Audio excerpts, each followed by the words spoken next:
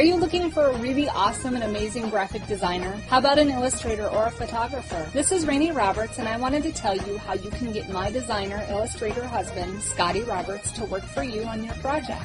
Do you have an awesome self-published book but no cover, or even worse, a cover that really sucks? Do you need a kick-ass logo for your company or some f***ing awesome graphic designs for your ads or website? Then get in touch with my husband for the best f***ing awesome kick-ass design and illustration. He knows his stuff, and he's been at this for more years than I've been alive. Go to ScottAllenRoberts.com. That's Scott with 2 T's, ALANROBERTS.com to take a look at his online portfolio of work, or call 651-468-8115. Now go out and kick some ass with some kick-ass graphic design. Hire my dad, so he can take me to Disneyland.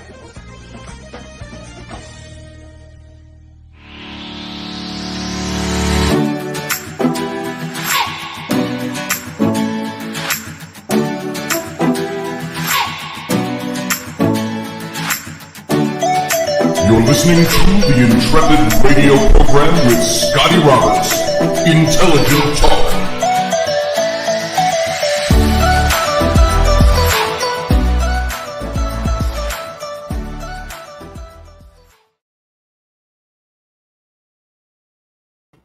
Well, good morning, folks. Happy Independence Day. Happy 4th of July. I know it's a holiday, and many of you are probably out celebrating already, doing things with family, with friends, and so on, or recovering from a long weekend of celebrating. Because it's a long weekend, you don't have to go to work today, unless you work at, of course, places like Walmart, Target, gas stations, things like that. So I want to welcome you to the impromptu show. Grumpy Stack over in the chat room says, what's going on? This is early. Yeah, we're about 11 hours early. Well, this is partially announcement and partially a special broadcast. The announcement being we will not be doing a live show tonight, due to familial activities, fireworks, things like that. Most people who listen to this show will probably be out enjoying fireworks and things like that this evening. So I thought, why the hell not? Let's just do an impromptu show early in the day today, because I'm sitting home. Rainey took the kids and they're up at her mom's doing celebrations today, a parade if the rain stops outside. It's raining today and very humid, not hot, but humid. We got Louisiana weather without the heat. And so I am home because I have got to do some things for some clients today that are very pressing that I put off throughout the weekend. So I'm doing this today. And so I'm here, and I thought, why not do a little impromptu show? Hey, Scott Allen over in the chat room. Good to see you. Many people are not used to, my regular listeners aren't even used to coming in this early in the day, if they're even alive at this point of the day. Like Eric Von Daniken, when we did the Paradigm Symposiums, his assistant told me, remember, Mr. Von Daniken does not exist in the mornings. So perhaps many of my listeners do not exist in the mornings. So if you hold vampire hours and your morning is 9 o'clock at night, Central Standard Time, that's you're in the right chat, Charlotte. You're over on the Facebook chat, which appears right here in my broadcasting software, so I can see you. You are here, but there is about a 30 to 40 second delay if you're sitting over in the Facebook page watching this. And that's a first too. I have never broadcast to my Facebook page before, at least through my radio software. So we are not, as you can see, the logo down here for Odyssey Radio. We are not on Odyssey Radio this morning. That's where I broadcast Monday through Fridays, 9 p.m. Central Time, 10 p.m. Eastern, 7 p.m. East Coast time, West Coast time. Sorry, I always say left coast time, and of course 3 a.m. in the morning in Great Britain. So and sometime next week in Australia, whatever that great grand meridian changeover is in the time zones. So impromptu show today for the 4th of July, and mostly because I have a more fervent desire to broadcast and talk about the 4th of July and the Constitution and the Declaration of Independence and all of those things this year, especially because I'm hearing all the people that want to boycott the 4th of July celebration this year, which thank God they live in a country where they have the constitutionally protected right to make that choice and to broadcast that publicly, that that's their intent. So I wanted to counter that with my constitutionally protected right to say I celebrate the 4th of July. We celebrate Independence Day, and there are things that we do to celebrate this day because it's. I want to read something. I'm going to call something up. I reposted this morning on my Facebook page that there is a quote from none other than John Adams. And in 1776, he wrote a letter to his wife Abigail, and he said this. Now, keep in mind, first of all, that the resolution of the Declaration of Independence was approved in a closed session of Congress on July 2nd, so 2 days ago in 1776, but it was written on the document as July 4th, when it was actually kind of sent out publicly. And he said this in a letter to his wife. The second day of July, 1776, or as we now celebrate, the 4th of July, will be the most memorable epoch in the history of America. I am apt to believe that it will be celebrated by succeeding generations as the great anniversary festival. It ought to be commemorated as the Day of Deliverance by solemn acts of devotion to God Almighty. It ought to be solemnized, hard to say, with pomp and parade, with shows, games, sports, guns, bells, bonfires, and illuminations from one end of this continent to the other, and from this time forward forevermore.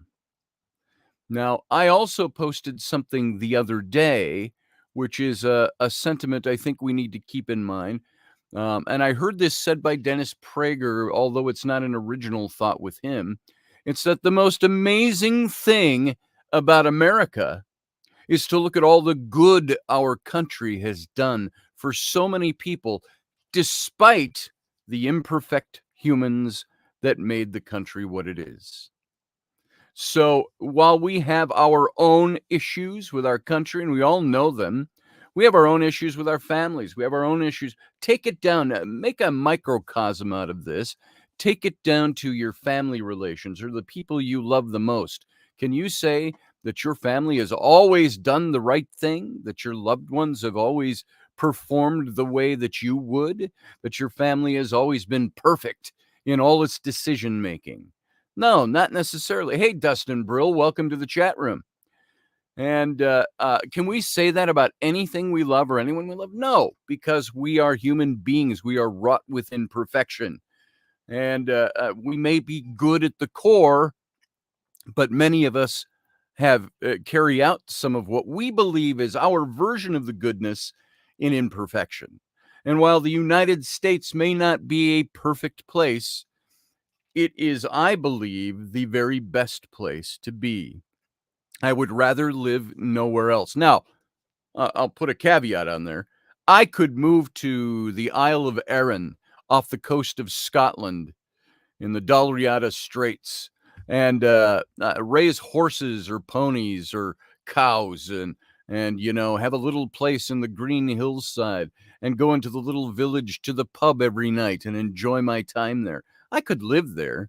I would never want my citizenship to not be of the United States, however.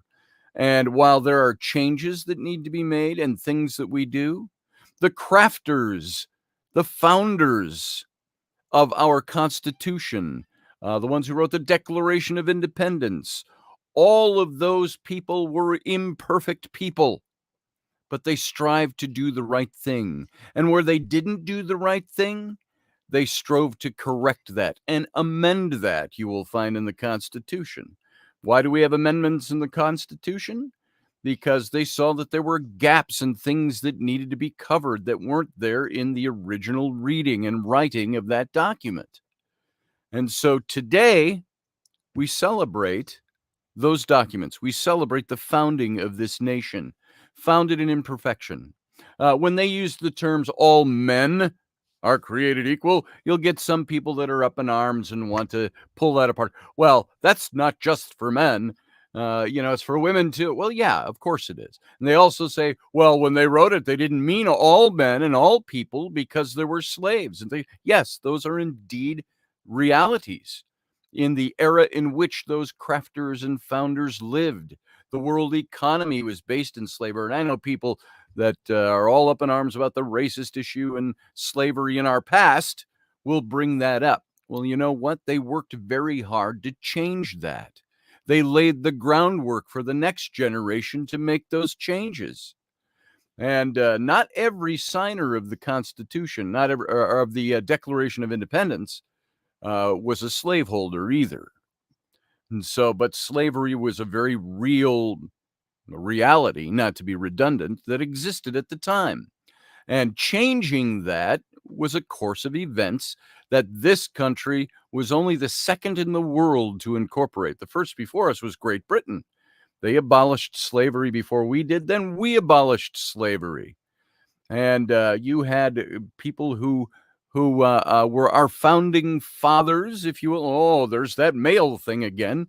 Founding fathers worked very hard to get rid of slavery. And even in a time when doing so was economically disastrous for them. You had George Washington, who wanted to free his slaves, but couldn't do it at the time, but put it in his will that his wife should release all their slaves, free them. And they worked very hard to do that. Thomas Jefferson had said he was a racist. He was, to a certain degree, but he was an intellectual and a racist. He was all these things that you could claim of him. But at the same time, he was somebody who also, while not freeing his slaves, paid them. And so he actually had a service force of people that weren't legally unenslaved that he was paying salaries to or wages to.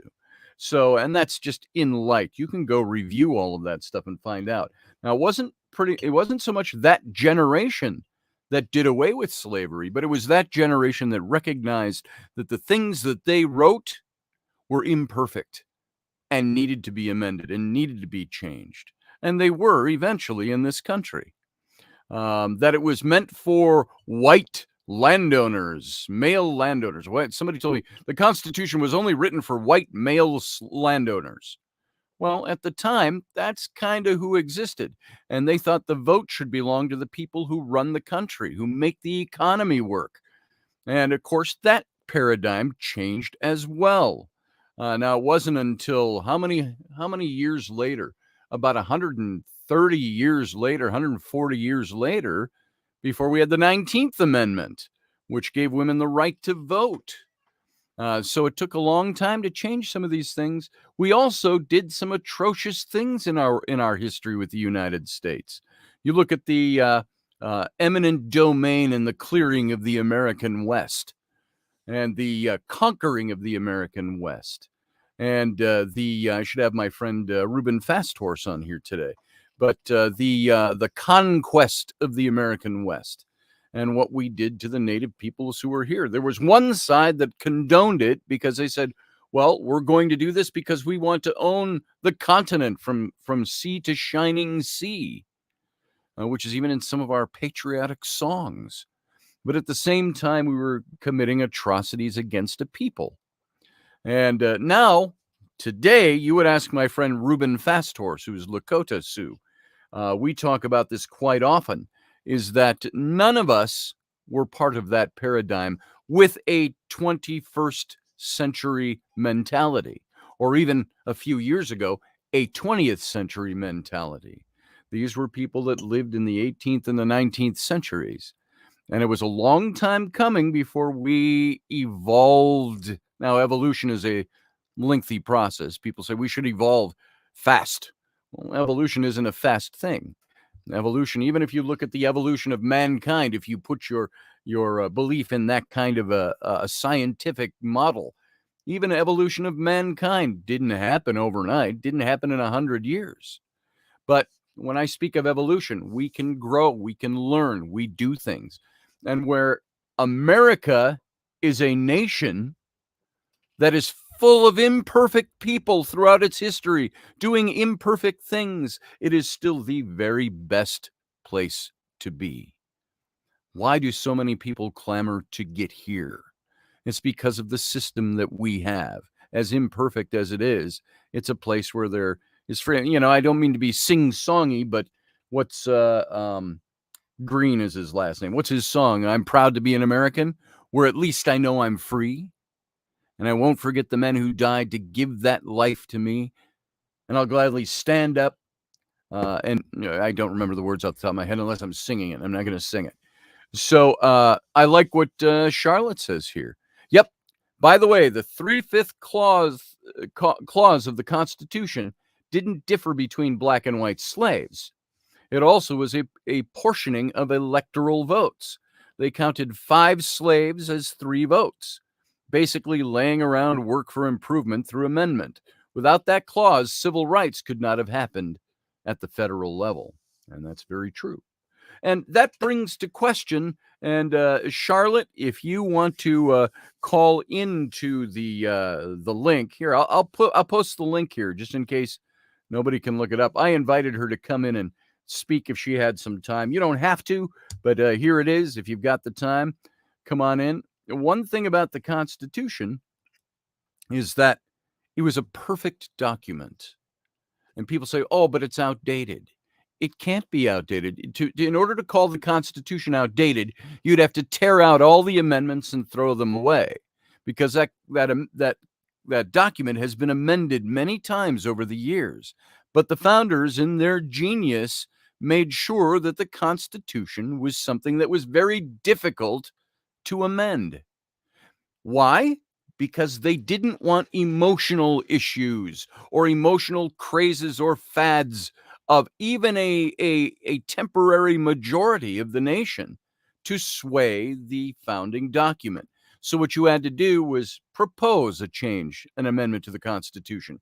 It had to go to Congress. It had to have so many votes in Congress. It had to be ratified by 2/3 of the states.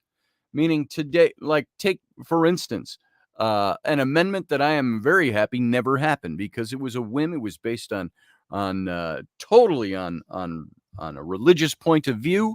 The DOMA Act, the Defense of Marriage Act, which basically, for all practical purposes, wanted to make it a constitutional law that marriage could only be defined by one man and one woman together.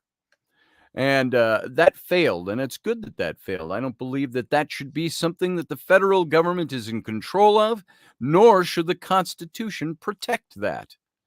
And so, but in that, they strove to get an amendment approved, and it failed miserably. Thank God. And because, and people talk about, hey, Facebook user, I don't know who that is. It just says, hey, Scotty and company. It doesn't say who it is. Sorry about that. Over in this program, I'd have to look at Facebook and see. Let me see if I can find that over here. Dustin Brill, Charlotte, Catherine Elizabeth Kaisan. I think I'm saying your last name right, Catherine. Welcome. Nice to have you.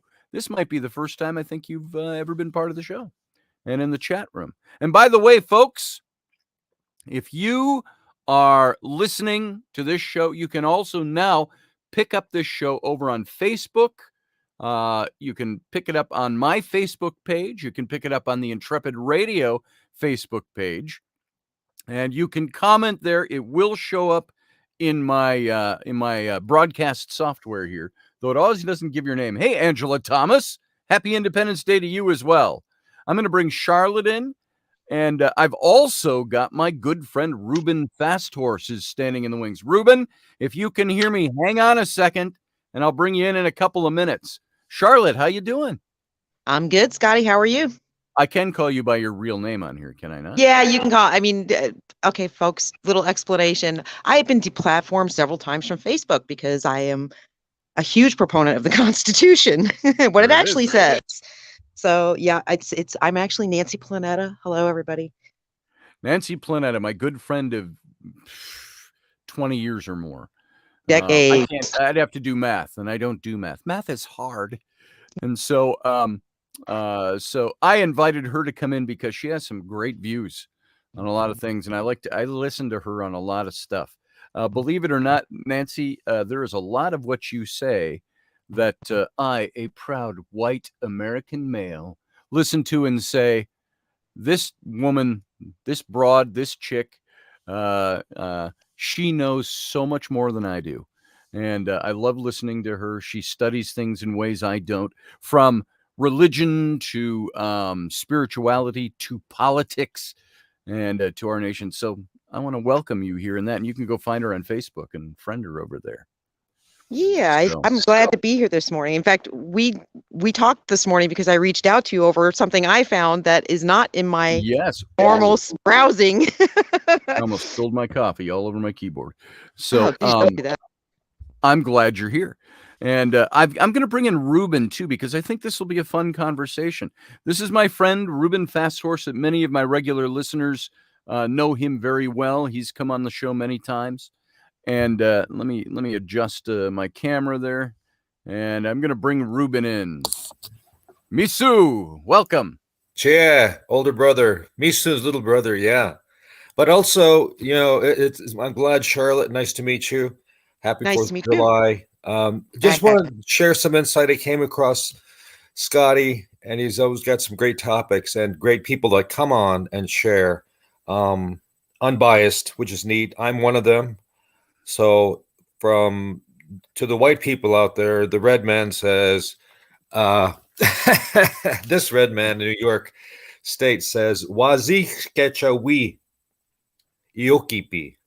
Or you can say Champasapawi iokipi, which is Happy 4th of July in Lakota, the closest thing that we can say. Very and nice. what it really means and translate is on this moon of the wild strawberry, be happy. Or, as I said later, on the moon of the choke cherry, be happy. And that's about the closest thing we can do. And it's interesting, Scotty, I don't mean to jump on and no, you over, but I'm just trying to get fascinating, you know, in many ways, as you said, we've all had to adapt, whether you came from Germany or Switzerland or Finland, and adjust. And many, you know, people would say, I'm German American, but I didn't learn German because my parents said not to. You need to be American. And my parents did the same thing with Lakota from the Dakota area. The Lakota, also known as the Sioux tribe, Sitting Bull, Crazy Horse, Red Cloud, whatnot. And they didn't purposely teach us Lakota because they wanted us to get ahead and not, you know, it's kind of like Star Trek in many ways. It's everybody's all coming together on this ship. And now you were born on the Standing Rock Reservation and you moved to Pine Ridge. So Nancy and listeners, you would all recognize both of those places. Standing Rock from recent politics about the oil pipeline that was going through there. And of course, Pine Ridge Reservation. We were all very familiar with that. Well, especially if you're a little older like me, burgeoning elderlyhood. You remember in 1974, I think it was the standoff. Yep. 73, the standoff at Pine Ridge with many of the familiar names that we know in the American Indian movement. And Leonard Peltier. Didn't Leonard Peltier just pass away recently? You know, did I hear that? You probably know more than I. Haven't had my finger on the pulse of it. I'll look it up. I thought I had heard that he passed away. I might be wrong about that. But also Russell Means, Dennis gone. Banks, some of those people who were very much involved with the standoff there. And of course, Wounded Knee, at the Wounded Knee Schoolhouse. Or was it a church? It was a schoolhouse, I thought. But that's where the standoff took place with the FBI back in '73. And then, of course, back in the 1890s, you had the massacre at Wounded Knee with the people who were dancing the ghost dance. It was a peaceful dance. It was one that Wovoka, I don't remember his tribe, but he was promoting Paiute. And he was promoting dancing the ghost dance. He was a prophet. And he said the red man will rise again. And he said, but don't murder your brothers, your white brothers, he called them. Don't do violence on them. Don't have hatred in your heart. This will happen because it will happen and God wills it. And he said, but dance the ghost dance. And so what the U.S. government at the time in the 1890s started to see this as was, oh my God, we can't let these people start uniting under even peaceful means. It could lead to another uprising. And so they tried to squash and subdue the ghost dance, which at Wounded Knee in, I believe it was 1890, if I'm not mistaken. Yes. And there was the massacre there. They had all gathered they were being moved from one place to another, a group of Native Americans, and they were there. They were surrounded by the army. There was a misunderstanding about turning in their guns, and the U.S. cavalry opened up fire on them and slaughtered, I don't remember how many. But you can go now to Wounded Knee and see the 300, was it? Something like that? Yep, 300 deceased men, women, and children running with their moms. And so all of these are some of the atrocities I mentioned that have happened in U.S. history. You can understand if you put yourself in the perspective of what we now look at as the bad guys' side, the United States government, you would look at that and so you could understand how some of those men acted the way they did in that day. You can understand by the orders they were given, by the propaganda they were fed from their own military leaders and the United States government at the time. And of course, that was the last big massacre. It was kind of the nail in the coffin of Native America at that time. And you can go visit the big grave site there at Wounded Knee on Pine Ridge Reservation. And so anyway, all of that came out of just saying this is where Reuben grew up, one of the most impoverished places in the nation. But I will say this just kind of anecdotally, a bit on the side. This is why I've never had a problem with Native Americans owning casinos on reservation land, because we thought, yeah, more power to them.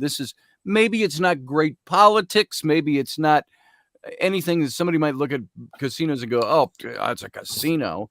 Those are evil anyway. Well, who cares? For me at this point, I look at the casinos that exist on reservations. It's a place where the United States government can't tell them not to do it. And so they've been able to enrich. We've got a community up here as a suburb of Minneapolis in Prior Lake that has a big casino there. I think every member of I think it's the Minnewakanton Sioux own Prior Lake, the Mystic Lake Casino. I believe I read somewhere 10 years ago that every member of the tribe who lives there, and it looks like you drive through the reservation, it looks like a suburb of Minneapolis, curbs and houses and trees, and it looks just like every place else on the west side of Minneapolis. But each family I heard one year got $70,000 from the casinos, the casino on that land. And they have probably the richest police force almost in the nation. And so they take care of their community. They take care of their community members. And I go, more power to them. Meanwhile, the state of Minnesota has looked at ways to try to shut down those casinos, or they want to put up their own. But there's a law that says you can't have a casino in the state of Minnesota. But the Native Americans can, because they operate under federal law. So it's in a broad swath. It's interesting you say that, because we us Native, and they're Dakota. The Dakota. Sorry, Dakota. Then I'm Lakota from out west, and there's Nakota in Canada. You're white on this side of their face, while we're black on this side of our face. Star Trek reference. So yeah, it's you know, it's interesting you say that, because the new Minnesota wine is "We want a casino too." Yes, yes. You probably heard that before. But, I've heard it. You know, it's interesting that just throwing in some thank you for the historical points and accolades on that of the honesty of what the government did. There's a lot more to that. I'm generalizing. Sure, yeah, it's true. Brevity. So it was a 71-day occupation of Wounded Knee. They let go all the white people, the priests, and the Greensleeve family, who had a market there, non-native. And I grew up next to Dennis Banks on Pine Ridge, the poorest place in America, the poorest place, Ogallala, a little hamlet called Ogallala, where they captured, which is the largest FBI manhunt for Leonard Peltier, because of two deaths of federal agents coming on the reservation who did not identify themselves. They just kind of burst in. Like the Cowboys. You know, when you're walking into reservation land, you're also walking into a place where you could take life and limb at risk, because it's not technically part of the United States. It's a solemn nation under the treaties. How would you say this? Under the purview of the federal government. And so if you go in there and you trespass, you might get shot. Then again, in other parts of our country that are not reservation land, you could trespass on somebody's property and get shot. So this is what Leonard Peltier was arrested for, what he was convicted of doing, murdering 2 FBI agents, and he spent the rest of his life in prison. Still in prison, Leavenworth, Kansas, yeah. When there could have been a much different interpretation of those. Nancy. Yes. I've got you pretty quiet over there. What are your thoughts on that? Honestly, what was going through my head, no, I'm very familiar with the history, because it's something that's always kind of been, it rubs me wrong, and even to this day, in some ways, on how it's handled. I know SCOTUS recently made a ruling, I believe it was last week, as part of their dumps last week, regarding law enforcement on reservations, where you can once again see them trying to stick their fingers into reservation business, which, in my mind, you know what, the reservations, what a horrible situation. I mean, they literally, they didn't just put them on the worst plots of land, but they drowned those plots of land with alcohol, basically inhibiting their ability to do anything. So to me, the casinos are kind of a really funny in your face, because it's kind of like reversing the situation. Come to our reservation, drink the fire water you gave us, and spend your trinkets. Because you guys screwed us 9 ways from Sunday, so we're going to legally take your money back. And I think that's wonderful. I think that should always be endorsed. I mean, I live in Florida, where we have the Seminole tribe, and the Seminole tribe was the one tribe that didn't surrender to the federal government. But they are probably one of the wealthiest tribes in the country, have a lot of power, several casinos, but they do well. They do well by their people. Yes. And they do well for their people. By the way, I just want to say welcome to Galactic Cat and Ryan Gale over in the chat room. Welcome to the show today. Hey, Ryan. The early edition, the impromptu special edition for the 4th of July. You know, Charlotte, you're right in saying that with the casinos, and as a Native American that I've got 2 casinos on my reservation, Standing Rock, one in the North Dakota side, because of Standing Rock sits on the border of North and straddles the border of North and South Dakota, and the tribal seat is in North Dakota side, which are mostly Dakota. We're mixed of Lakota and Dakota, as opposed to Pine Ridge being just Lakota, Ogallala Lakota. So long story short, 2 casinos exist. One in the North Dakota side, close to Bismarck, does very well because they usurp a lot of people from Bismarck and take buses up so that people can come down on them and chauffeur them. And the South Dakota one does it fairly decent. But, you know, from even our elders saying the casino is not the answer. It's not the Golden Buffalo that we thought it would be. And in many ways, because, yes, it does aid. Yes, it does provide the roads and maintains what we need. However, the negative side of the casino is it does draw a bad element, crime, mafia. What was once just alcohol and marijuana usage, it became with more money. Now they're getting the big crack cocaine and the better drugs, or so-called better. They can afford that. So it's kind of a bittersweet thing in many ways, the casino in that sense. So I just wanted to mention that. But thank you for sharing. It draws black market. There's no two ways about that in any situation. But there again, whenever you give humanity the permission to let their hair down and do as they wish, they tend to do really, really horrible things. I got to put that out there. There's no, it's like, there's this thing called self-responsibility, self-control. And when you tell people, here's a place where you can just kind of forget about all that, it tends to not go well after time. Go ahead. What has been the history of humanity and governance in humanity throughout all of recorded history? It has been the ability of those who can be powerful to rule those who are not powerful. Correct. Now, that can be interpreted in a negative or a positive way. There could be somebody who positively, in a good way, wanted to rule over his tribe and necessarily not to be the ruler, but ends up being the leader because he is the one who formulated all the ideas how to protect, how to govern their people, their community, and whatever. And also lead them in battle if he needed to. You also had the negative side of that, those who saw the people in the community as a means to capitalize themselves and a means to strike their own agendas. And so I think you see a lot of that in the United States because we have the freedom to do certain things. We are not under a dictatorship. We are hopefully ruled mostly by benevolent despots. But we are the one nation that has that ability to, well, I can't say it's the only nation. What's that? Do we though? I mean, it's written that we do, but do we? That's the big question. Do we really have that autonomy? Not autonomy. Do we really have that? We, the people, are the ones who govern the governed, the governors. And but do we really? Do you think, is that a result of power overtaking us, or the result of the fact that the people don't realize the power that they have and they don't care to know? They're all fairly laissez-faire and apathetic.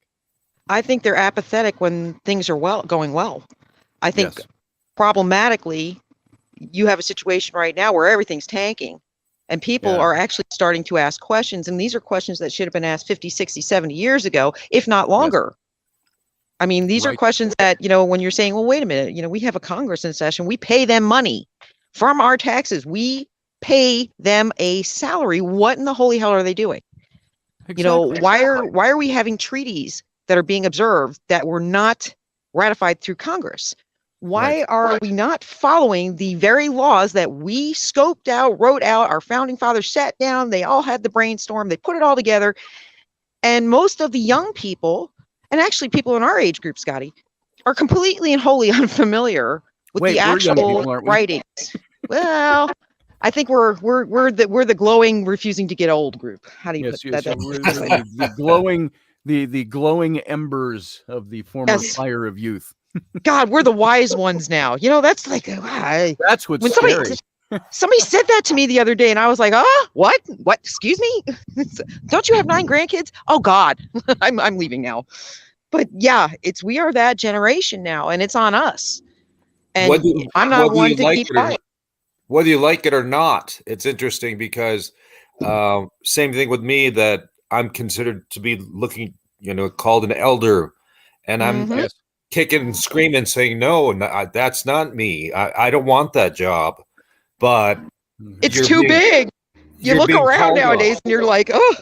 You're being called on regardless of your people, of your family, more pertinent. And so we are trying to step up. We are trying to better this world. And this thing right here we're doing is a fine example of that. Voicing, sharing, in this way, from the Native perspective, from the non-Native, the American side, etc. And I think about with the governments, as Scotty was saying, there's so much integration, which is good. I believe in that. You look at commercials, there's a lot of interracial couples. They show 20 years ago, they never would have done that. Star Trek did the first, I don't know why I keep bringing Star Trek. Star Trek did the first international kiss between William Shatner. Interracial kiss, yes. Interracial kiss. So it's kind of up to us now to break What's the mold. That, Nancy? But it was, to me, it was the government that put those barriers up to begin with. Yes. This is what bothers me with all of this. It's like we get set up for a situation, and half the population is just so busy just going day to day, they don't even see the setup. They're not even seeing that we keep repeating ourselves historically over and like right now. What do we have? We don't have division between Native Americans so much anymore. In fact, I think most of the country, thankfully, because they're starting to actually teach history somewhat correctly, kind of get the idea. But like Scotty and I, the history we were taught of Native Americans is nothing like what these kids are taught now. I mean, we were taught to see General Custer as a hero. And we were taught not to look at Abraham Lincoln as anything but this perfect person. And that paradigm didn't change for me until I became an adult and started doing my own reading. Now, granted, we had 7th grade, which was for me the year before the standoff at Pine Ridge Reservation. 1972, I was in 7th grade, and we had social studies class. And I remember there was something in that class that has stuck with me over the years, and I think this is what primed me in later years to start thinking about these things. It made a vivid crease in my brain. There was a little political cartoon that we were presented when we were talking about Native America. And in social studies class, 7th grade, 1972. And this political cartoon showed this obviously the big fat cat with a cigar, and he's yelling at a Native American guy. You see him, he's got his face in his hand like this, kind of grieving, not, he's kind of grieving, and he's got the feather, and they made obvious he was Native American. And the fat cat guy is going, "Hey, if you don't like it here, why don't you go back to where you came from?" And that made a big impression on me because it got my 12-year-old brain started to think, what does that mean? Why is that way? And by the way, I got to welcome Professor Bauer, who is sitting patiently. Who is sitting patiently. And I say this with all kindness and respect and love and joy. The loquacious, verbose Professor Bauer has been sitting quiet since I brought him in. Ooh, but do we get to alliterate now? Do we all get to alliterate now? I thought that was Dustin Hoffman there for a second. It ain't right. Oh wait, that was Al Pacino. He said, by the way, in the chat room, Independence Day is suspended due to lack of independence. I hate to say that, but yeah, that's not so far Professor off. Bauer, yes, make your presence, make us worthy of your presence. Give us something. Well, expectations are those things that we typically fall apart on because we don't set them properly. And I think that has something to do with the little bit that I caught. I just rolled out of bed. You can tell that I got bedhead. And, me too. Hey, Heather White over in Scotland. Welcome to the chat room. Good evening, she says. And it's 11 a.m. here. I think that part of what we're experiencing is the fact that, and we've talked about this a number of times on your show, Scotty, is that particularly over the last 10 years, it's gotten very acute. But the last 20 to 30, there's been a infiltration and infection into the minds of many. And that infiltration has started with a single premise of being told what to think and not how to think. Yes. And being blacklisted if you think differently.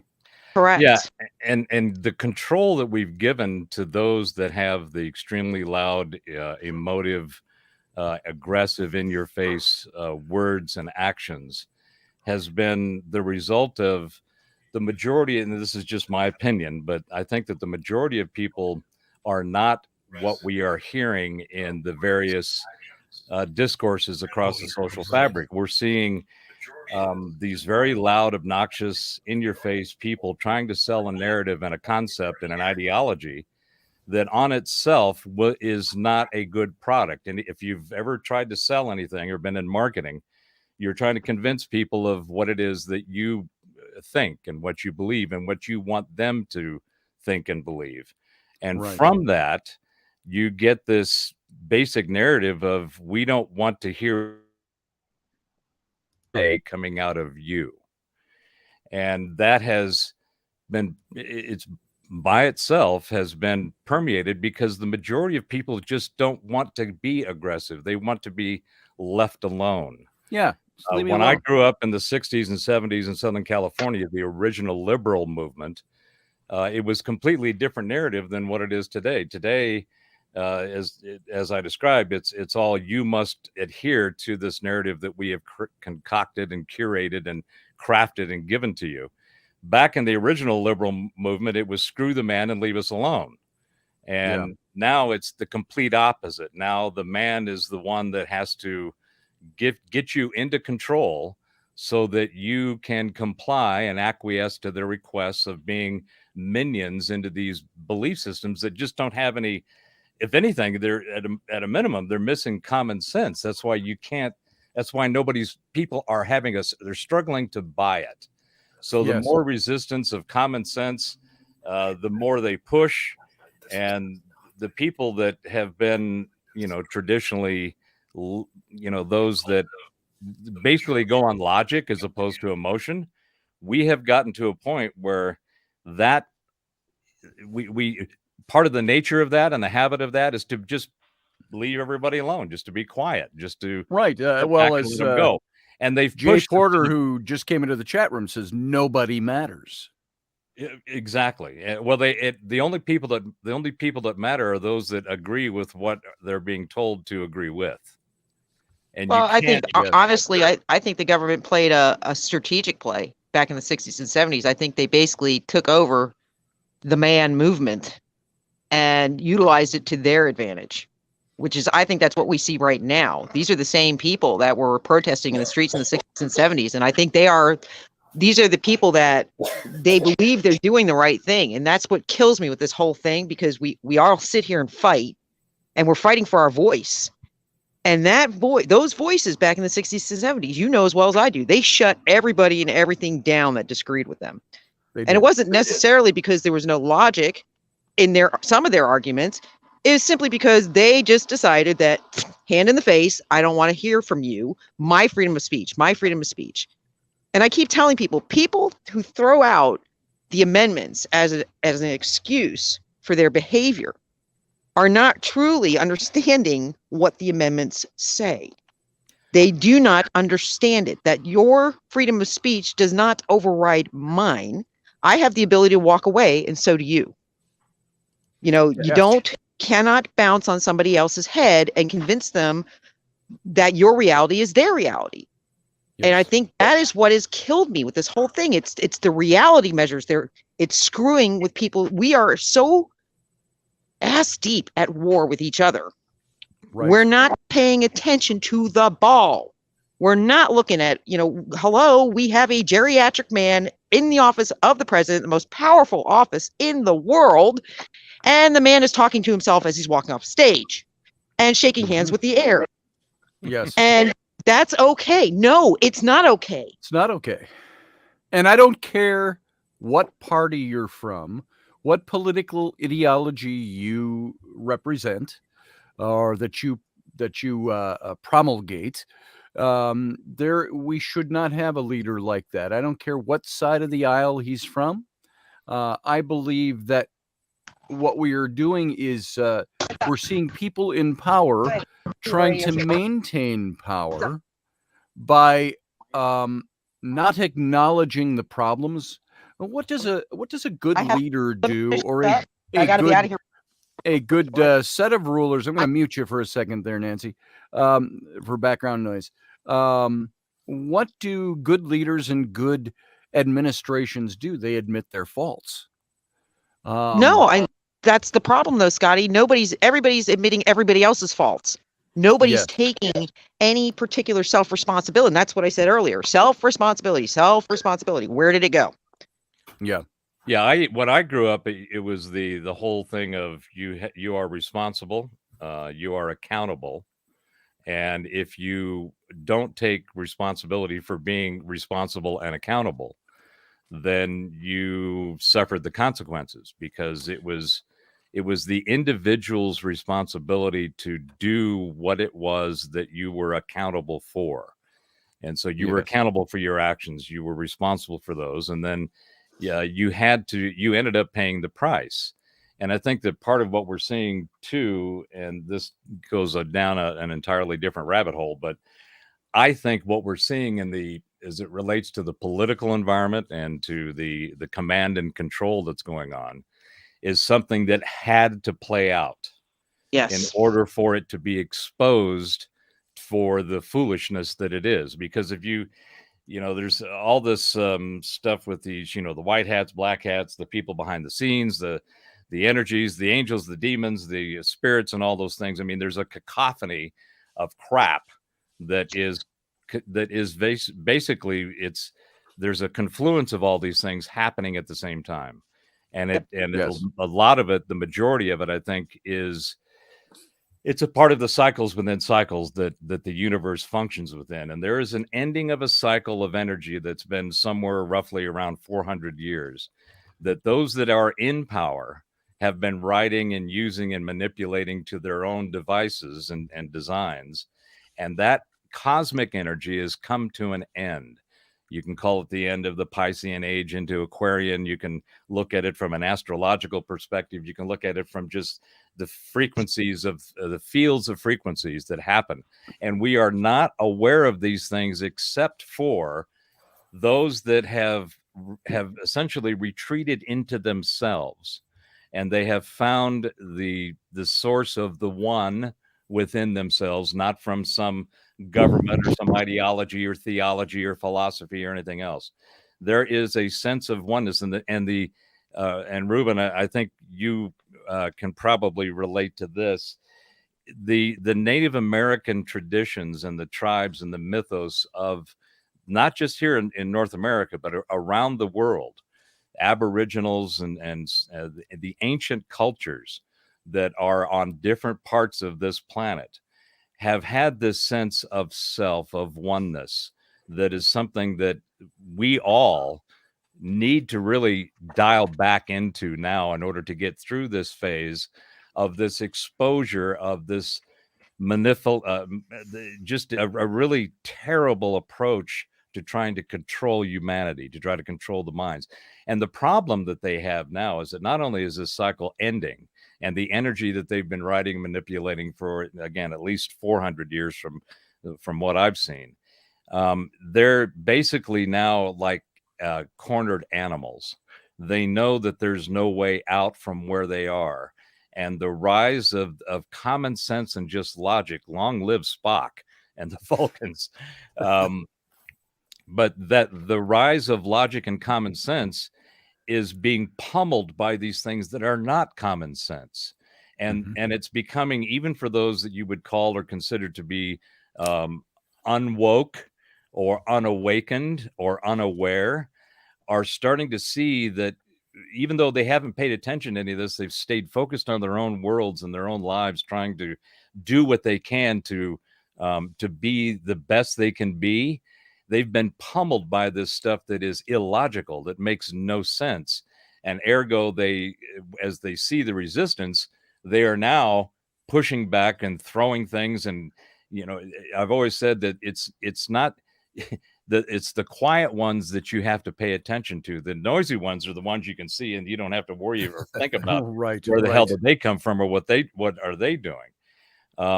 And that pushback or that resistance now is at a common fundamental sense of self, sense of awareness around yourself. And then as you expand that awareness and you start looking at what's going on around the world, you see that these people the narrative is crumbling because it can't stand on its own. So if you have a crappy product that you want people to buy and they're not buying it, you have to resort to shoving it down their throat, being in their face, and having. Well, I worked in advertising for 35 years, so I know all about that. Yeah, and it's a simple, fundamental, basic part of the human nature, and that, I think, gets to the one thing, and I'll stop my rant here. The one thing that is completely missing in the narrative of those that are the noisiest is a complete lack of understanding of human nature and the way that humans actually function. And I could take that same thought, by the way, and just put a side note on that. Most of the people today who are complaining about some of the SCOTUS rulings, I don't care what political ideology you are, but those that are complaining the loudest, shrieking the loudest about it, are the ones that don't have any understanding of how the three branches of government work. They don't know civics, and they have no idea of what the Constitution is supposed to do. So it's that same thing. Those screaming the loudest are the ones that I would politely and try to professionally say, I think you need to take some civics lessons. You need to understand how this is supposed to work. But the problem being, Scotty, is that's not being taught in civics. That's not being taught. The educators are completely lacking in their art. And that's because the dominant theme is what to think, not how to think. If you knew how to think, then you would be able to do what Scotty was just talking about. You would read and try to comprehend that which you are so opposed to and so violently and vehemently just trying to push back on. And I've mentioned this friend of mine. It's a friend on Facebook. It's somebody I know personally. Haven't encountered her personally face to face many times over the years, but I've known her for a long time. Made a statement a couple of weeks ago to me that, well, the Constitution should just be done away with. And I said, surely you jest. I said, do you realize that the Constitution is something that gave you, that not gives you, it protects your right to be able to say that in public, and to live the kind of life you live. And that's where you like to say, I hate the Facebook throwaway comment when you talk to people on social media that say, well, you need to go look this up. You need to go study some more. And it's not, I try to say that without being that kind of a person, to say, go study civics, go study your Constitution, find out what it's supposed to do and how you can affect that change. Go ahead, Nancy. If you question the Constitution, if you question where the founding fathers' head was at when they were writing it, go to the Federalist Papers. Exactly. This is what I mean. There's no XYZ for these kids. They're not taught these things. When you'll get a blank look on their face if you say you that. mention the Federalist Papers to people and they'll go, what's that? Exactly. Now there was, and I will admit, as well educated as I thought I was, I didn't know about the Federalist Papers until after college. I was in my late 20s, I think, before I even knew what they were, that they even existed. And I will say, by the way, back on that topic of screening, something I respect in Ruben, my brother, my Misu, my little brother, is that he has particular views on Native America and rights and so on, but he's not out there screaming at people. He lives his life to show what he wants people to understand. And he and I have a simpatico. We are on the same page on many things.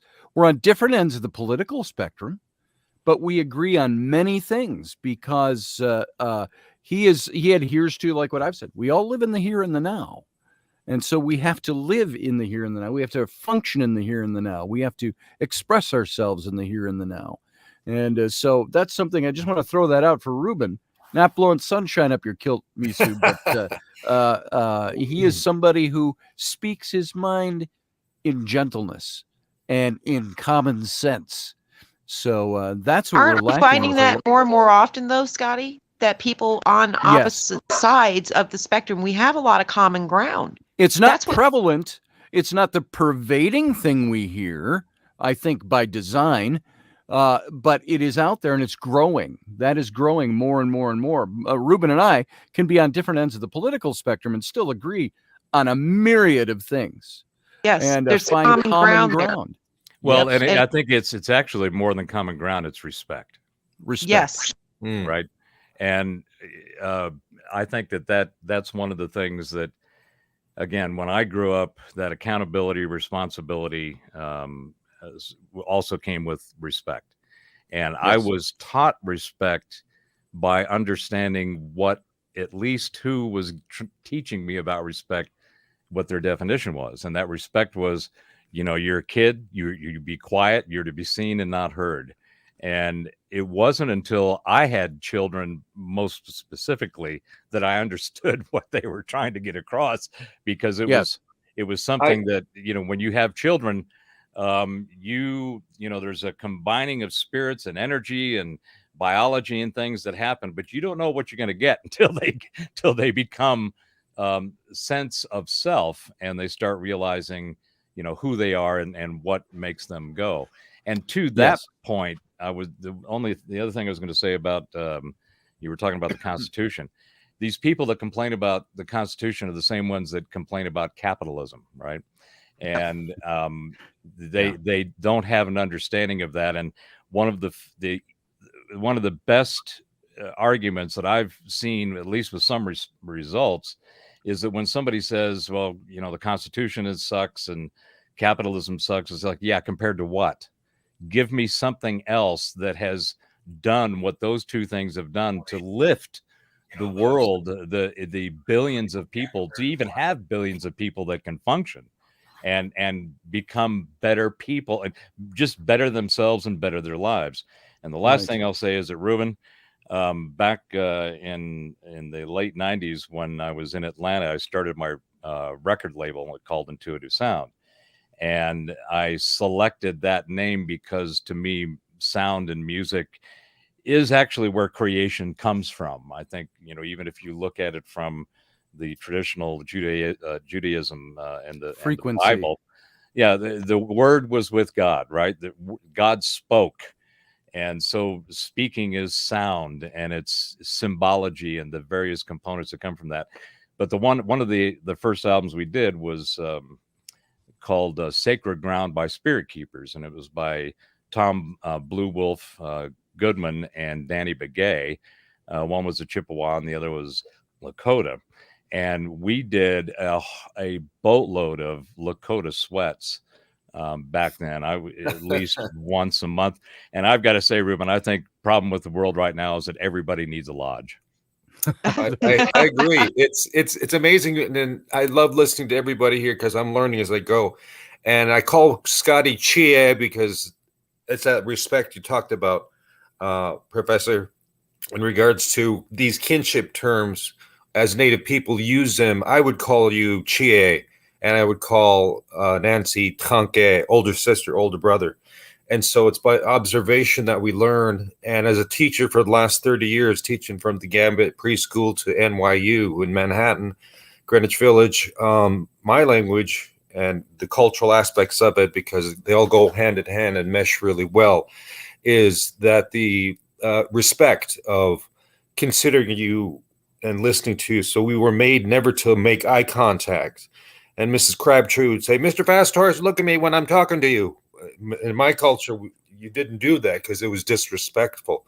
Even my grandmother, who would look at me, I would look away. And then when she looked away, I could look at her and ask her a question. But there was that, there's no base in that sense of, and so what we teach our children is really powerful and important.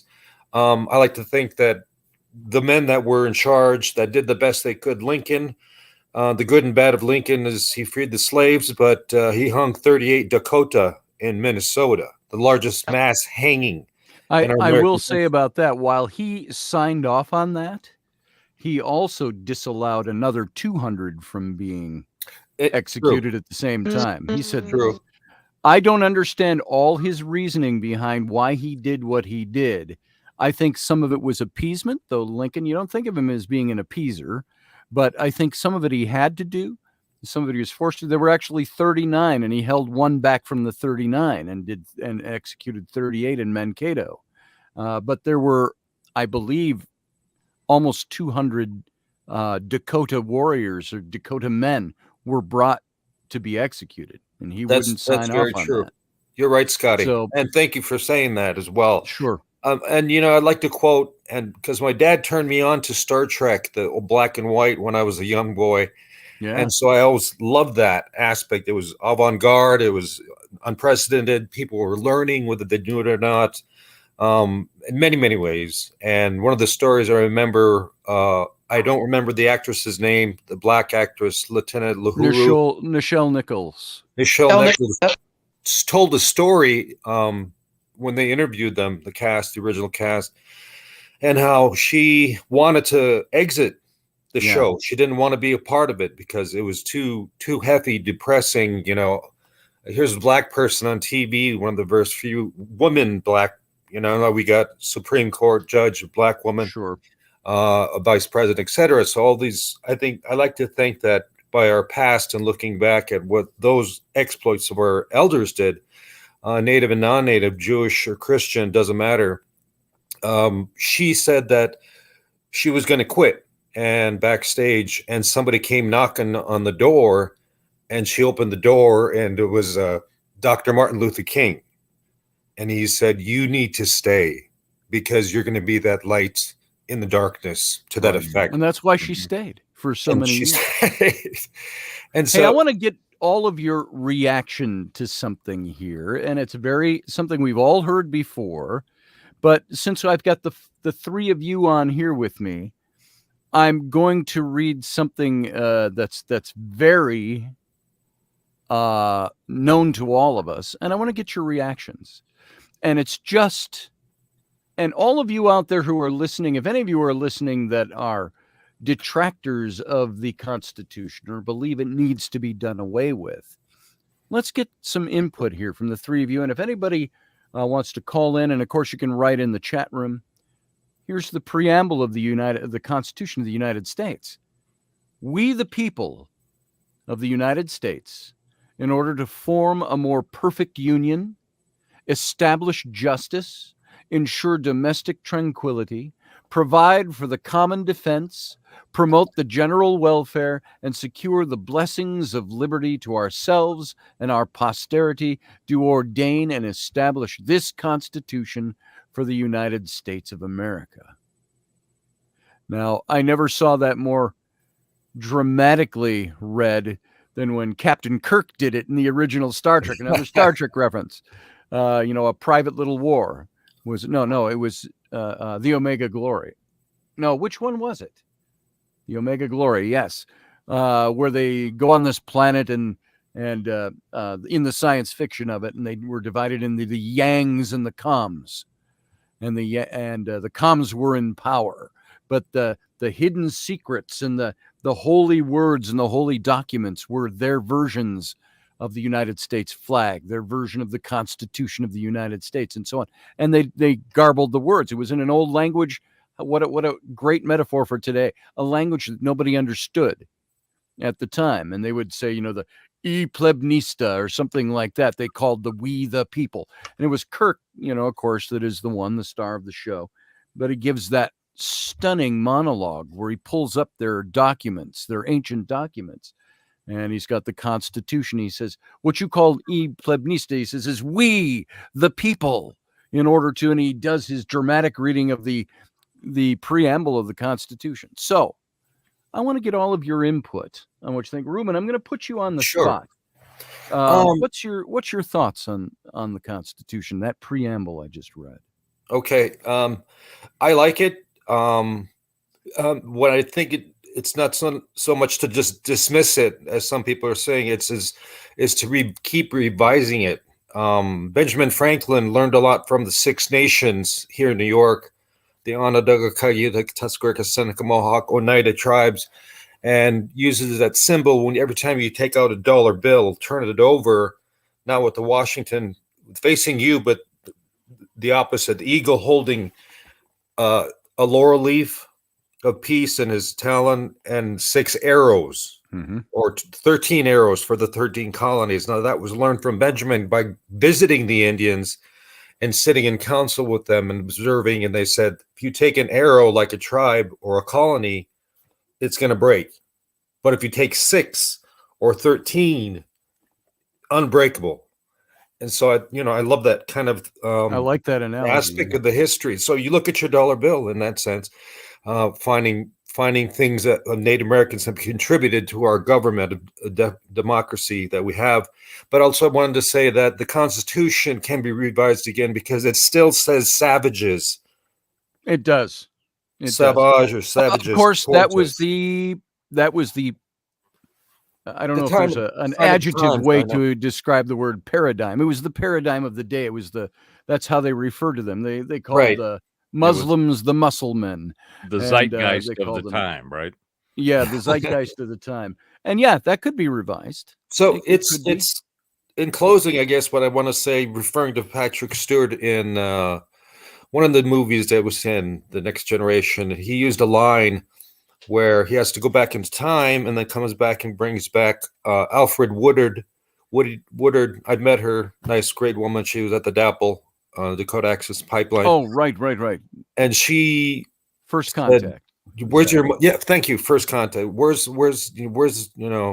and Kirk is trying to explain to her that we don't have money anymore. We don't the driving force for us now is not wealth and power. It's that equilibrium we're trying to create where everybody can be represented." Education, he said, and expanding your minds. And of course, Star Trek went on to prove that didn't exist in his century either. But that was the ideal. That was the what they were striving to get. And I love what they used, what the Klingons used is a very Lakota saying, my tribe. It is a good day to die. Kapla. And that people ask me that, what does that mean? And I said, you can't read it literally. It's metaphorically in the sense of saying that I love my life so much that I'm willing to let it go, or for the sake of another, or something in that nature. Right.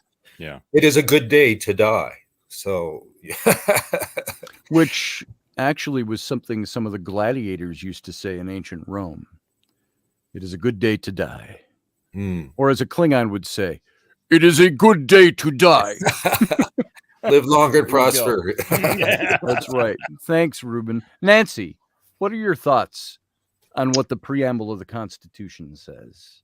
Well, I kind of look at the actual history of the people who settled this country, not the people who are already here, because I think that was misguided. I mean, there was quite a large populace here already. Yes. Already established. They already had their nation. They had their own governments. Yep. And we were kind of the invading force, but I still to this day read the preamble and I get goosebumps because I understand the intentions of the groups that came here. These were not the popular groups. These were the groups, the people that established this country, that not the George Washingtons. Those are the people we know. You're talking about tens of thousands of people we did not know who took the ultimate risk, crossed an ocean under horrible conditions, got here and began to try to make their own way. Yes. And unfortunately, there was an oversight government that was far away and didn't understand the nuances that went with the new country that was forming. And they were trying to enforce their way of governing. In other words, send all the money back here because we are the mother nation. That was what was going on at that point. But there were people of religious differences, the Huguenots. I mean, people forget, they don't know these things. There was large regions for the preamble to be written the way it was. And it was to try to blanket pretty much everyone, to try to give them a sense of, hey, we're all going to try to coexist. I do agree with Ruben in regards to the word savage. However, I'm also, as a person who my life centers around history and nuances of history and reading history and understanding it, whenever you seek to erase history, you tend to repeat it in a really bad way. Yeah. To me, if you leave that word in the document, you are standing as a historical record that we had wrong think. at that time.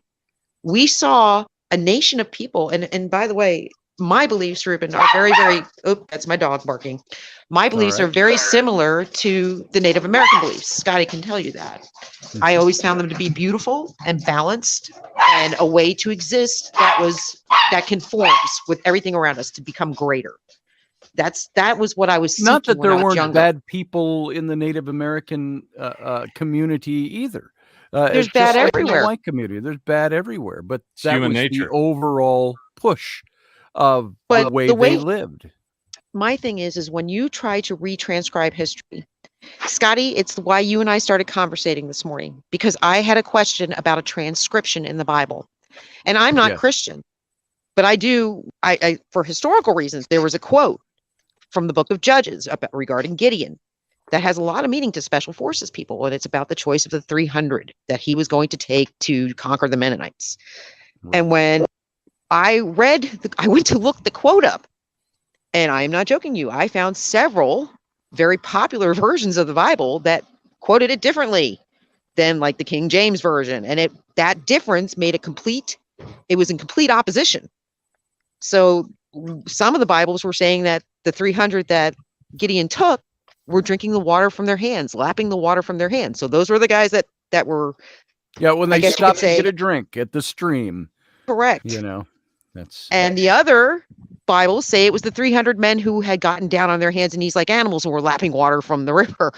And I'm like, oh, wow, that's kind of a huge discrepancy, because anybody who reads these versions of the Bible, like the Aramaic transcription, they're going to have one perception of that event. And that event held obviously for thousands of years through history and transcriptions. And then this group is going to have a complete opposite thought process. Are we going to use the soldiers who drink as animals at the lake to protect us and to conquer? Or are we going to use the ones who sit back and think and are observant of what's around them in a position more alert? It's a huge difference. Huge.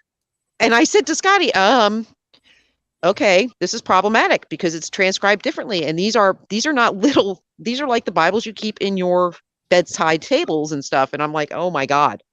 So, but it shows you that, again, a lot of things are based on perception. Yes. Including, in many ways, the Constitution. Some of it is based off perception. It was written to protect people who had settled here for a reason. It was written to protect their money, their families, their homesteads, many, many, many things. But it did not take into effect that there were people already here.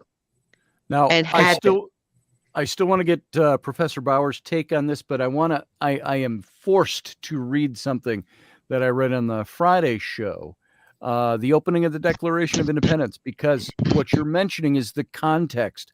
So also take this into consideration too, Professor Bauer, who hasn't had a chance to respond to my first question about the preamble of the Constitution. Declaration of Independence says this: in Congress, July 4th, 1776. The unanimous declaration of the 13 United States of America. When in the course of human events, it becomes necessary for one people to dissolve the political bands which have connected them with another, and to assume among the powers of the earth the separate and equal station to which the laws of nature and nature's God entitle them, a decent respect to the opinions of mankind requires that they should declare the causes to which impel them to the separation. We hold these truths to be self-evident, that all men are created equal, that they are endowed by their Creator with certain unalienable rights, that among these are life, liberty, and the pursuit of happiness, that to secure these rights, governments are instituted among men, deriving their just powers from the consent of the governed, that whenever any form of government becomes destructive of these ends, it is the right of the people to alter or to abolish it, and to institute new government, laying its foundation on such principles and organizing its powers in such form as to them shall seem most likely to affect their safety and happiness. Prudence, indeed, will dictate that governments long established should not be changed for light and transient causes, and accordingly all experience has shown that mankind are more disposed to suffer, while evils are sufferable, than to right themselves by abolishing the forms to which they are accustomed. But when a long train of abuses and usurpations, pursuing invariably the same object, evinces a design to reduce them under absolute despotism, it is their right, it is their duty to throw off such government and to provide new guards for their future security. And then it goes on, such has been the patient suffering of these colonies. So in historical contents, as Nancy reminded us, these were documents that were written not for the whole of the continent and all the peoples here. They were mostly written for the people who were settled there and had disputes with their government, and they were establishing a new government.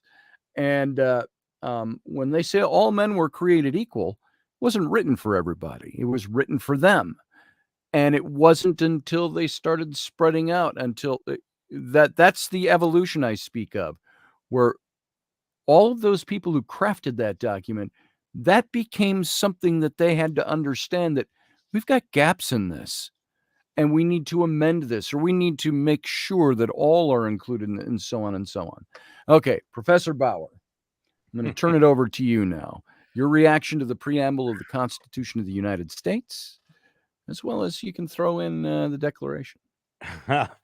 Well, first of all, I want to echo concurrence with both Nancy and Ruben's observations and comments. I think that there's a moment in time when, and this goes to a point that I keep pushing, which is language is the operating system of your mind.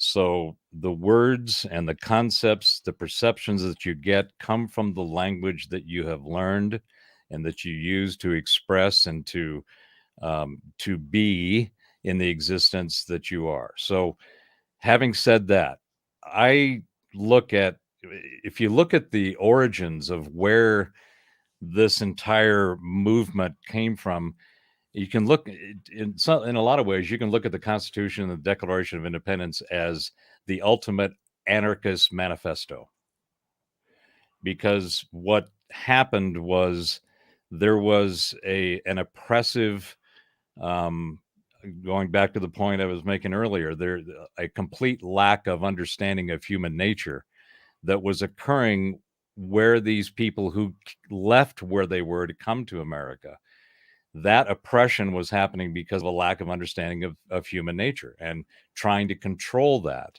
So the colonists, the politicians, the theologians, all of those who banded together and said, we've had enough of this. Okay. We can't change you from within. So we're getting the hell out of here, and we're going to go start our own group with our own beliefs, our own rules, our own ways in which we will conduct ourselves amongst ourselves and as a collective and as a group, which became, the form of government. Prior to that, for those that haven't looked into a lot of the origins of what drove these people to make this defiant move and to move to another place and to establish themselves with their own rules, most of it seems to go back to a figure known as Roger Bacon. And if you get a chance and you haven't seen or looked up one of his many books, in fact, there's a lot of interesting data that points to Bacon being the actual Shakespeare, okay, as opposed to Shakespeare being who I protest. Right. In sooth. Yeah. But the language that was used was based on an ideology of logic and common sense, yes, and an understanding of the human nature that occurs naturally within our carbon-based meat sacks that we inhabit and we Uber around these iterations that we are in.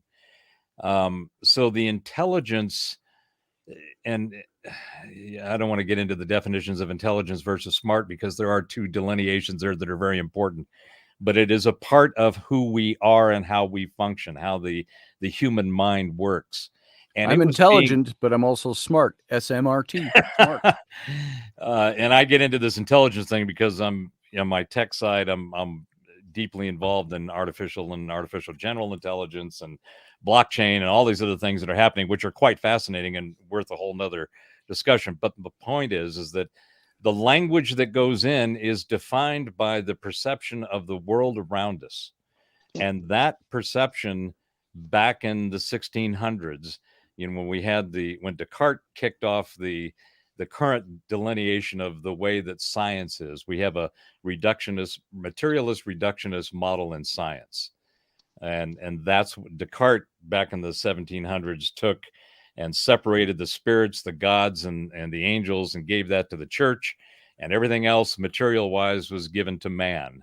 And that's basically what our science now is been formed on, the entire body, all of the knowledge domains within science.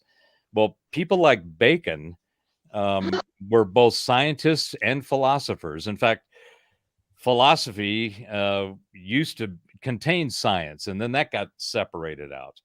But I'm kind of wandering around here. The point being is that there was a need for a different perception and expression of the human spirit, and that was being oppressed by this royalty, this fiefdom, kingdom, monarchy kind of model that had been all over, particularly in Europe, where a lot of the people who came here and formed the Constitution and the Declaration of Independence. So I think that what we see in those words is an expression, the best way that they knew how, to say the independence, the freedom, the sovereignty of self is the most important thing, that is an inherent nature that is not really talked about. It's not expressed. It's not connected with. It's because sovereignty of self means that you're independent. And what is the Declaration of Independence? It's essentially a declaration of sovereignty. And the Constitution is the model with which that declaration of sovereignty and sense of self and freedom and liberty of those things was codified within. And there is, as I was saying earlier on the previous rant, when everybody says, these things need to be altered and changed. Well, that's what the amendments are. The system even built in a process to make changes to it. And it's a very sound and logical, common sense way to do that. So if you think that things need to be changed, then go through the process that's already outlined to do that. Exactly. And make it so. Okay. But that's something I've said, that if you want to change the Constitution, if it's, you know what, one person can't change the Constitution.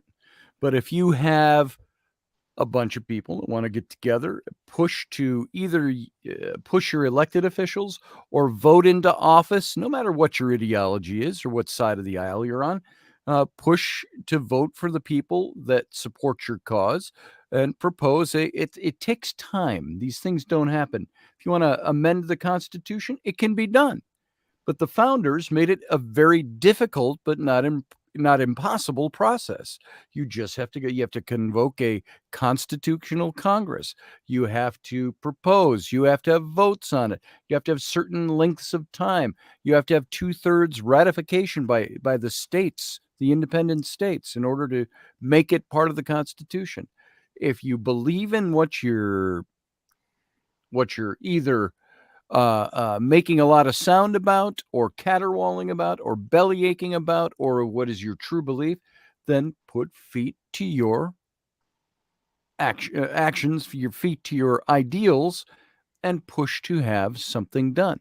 And it's like I say, I mentioned the DOMA Act that they were voting to have made part of the Constitution, an amendment. Thank God that failed, because that was pushed by an emotional side, which is why an emotional religious end of things. Why did that need to fail? Because it shouldn't have ever been under federal purveyance, and it should never be a part of the Constitution. And so anyway, I interrupted you. You keep going with your thought. Well, I think the most important thing, and we're seeing this now happen with this technology evolution, revolution, great it's not even a reset. It's a reframe.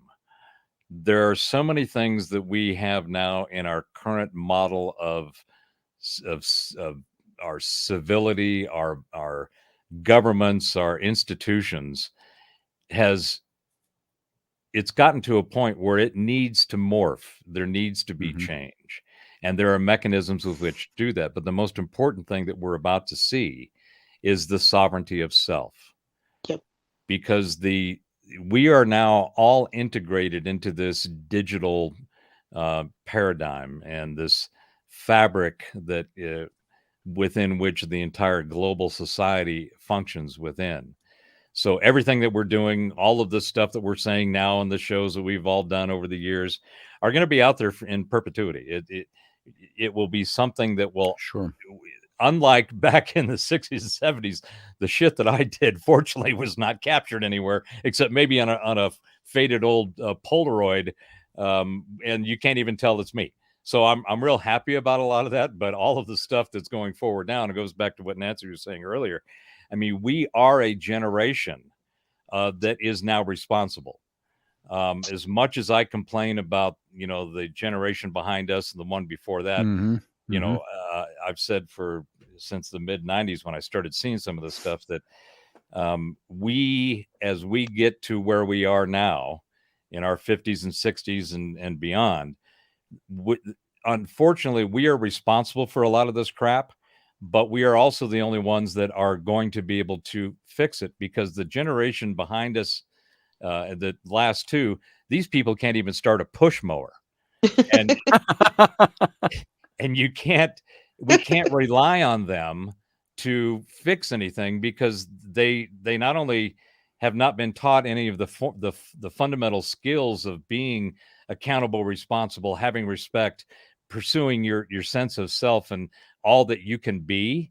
They've been taught what to think, not how to think.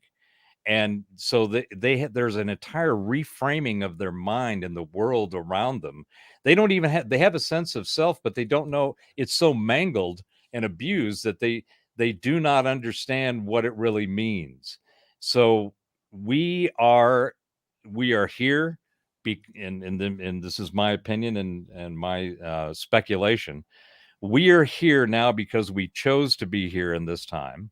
We have responsibility for that responsibility that we took to come here and be here at this time to fix these things. And if we didn't have the experience that we have now in our current iterations in our 60s, I hit my 65th orbit around Sol here in a couple of weeks. What an old dude you are, right? Jeez. I mean, I'm feeling pretty aged and seasoned, well seasoned, some people might say. And it's like, there's this thing called deodorant, Bauer. But you want to try edible.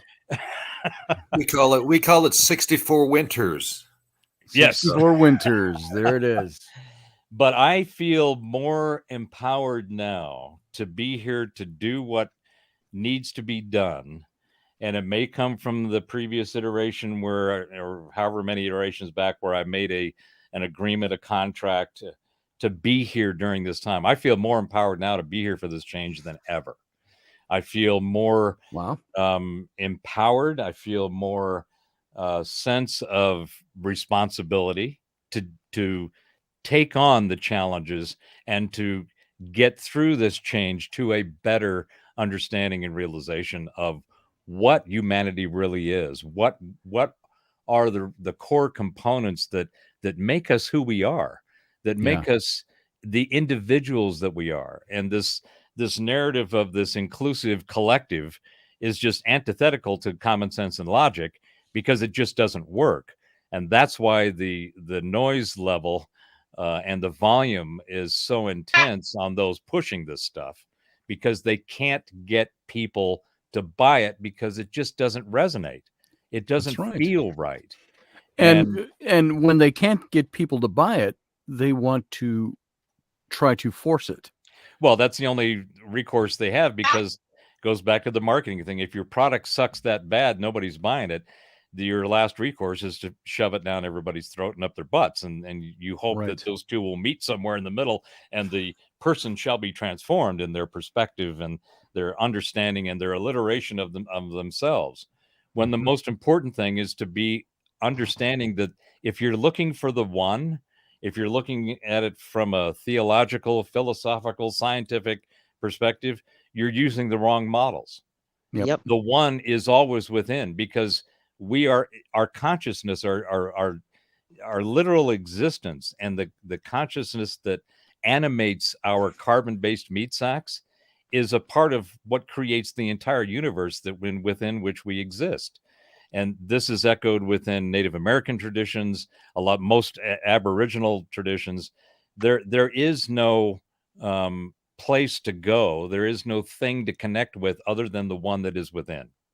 You can't connect with everything around you unless you have balance within. And I've always said that, Robert. You know that. Yeah, exactly. And can't love anybody else unless you know how to love yourself. It's right. And this is where, I was a part of this, obviously coming out of the liberal movement back in the 60s and 70s, and then into the new age stuff, right? So I don't do head first or feet first when I go into something. I do a jackknife. I got my feet and my hands together, and I'm right into that thing. So I went through my Christian ministry in the early 80s, beating people over the head with the Bible, and then I went into the various other spiritual and beliefs, and I'm now the philosophy that I follow is Taoism, because there is no hierarchy. There is nothing other than harmony within and without, and trying to understand that resonance, what that harmony is the most important thing I think that people can do to find themselves, to find that sovereignty. And that, I think, is what we're on the cusp of. And depending on, you follow some of the astrological and tarological, all the different divinations, styles and techniques, they are all ways in which to find the resonance that exists naturally around and within. And they are there because they are frequency monitors. They are frequency fields that you can tap into to find that which resonates within oneself. And if you are angry, if you are agitated, if you are worked up, you are not in any way, shape, or form resonating with anything other than something that is not positive, that you've either adopted, somebody's given to you, or you've made up yourself, or a combination of any one or all the above. That reminds me, by the way, of a phrase from a prayer I learned from Reuben many years ago. He would quote this prayer. He would quote it in Lakota. He would quote it in English. He would do it in sign language. Lakota sign or Native American sign language. I don't know exactly how to define that. But it said, and make me to see, he's addressing the Great Spirit. He says, make me to see with straight eyes and protect me from my greatest enemy, myself. And that's exactly it. When you're looking at the anger and so on, that's what sparked in my mind was something I learned from Reuben a very long time ago. Thank you, Scotty. Wopula. I'd like to share that right now, if that's okay. Please do. Please do. But I wanted to say what everybody's saying, Nancy, as well as Professor Christopher Walken here, that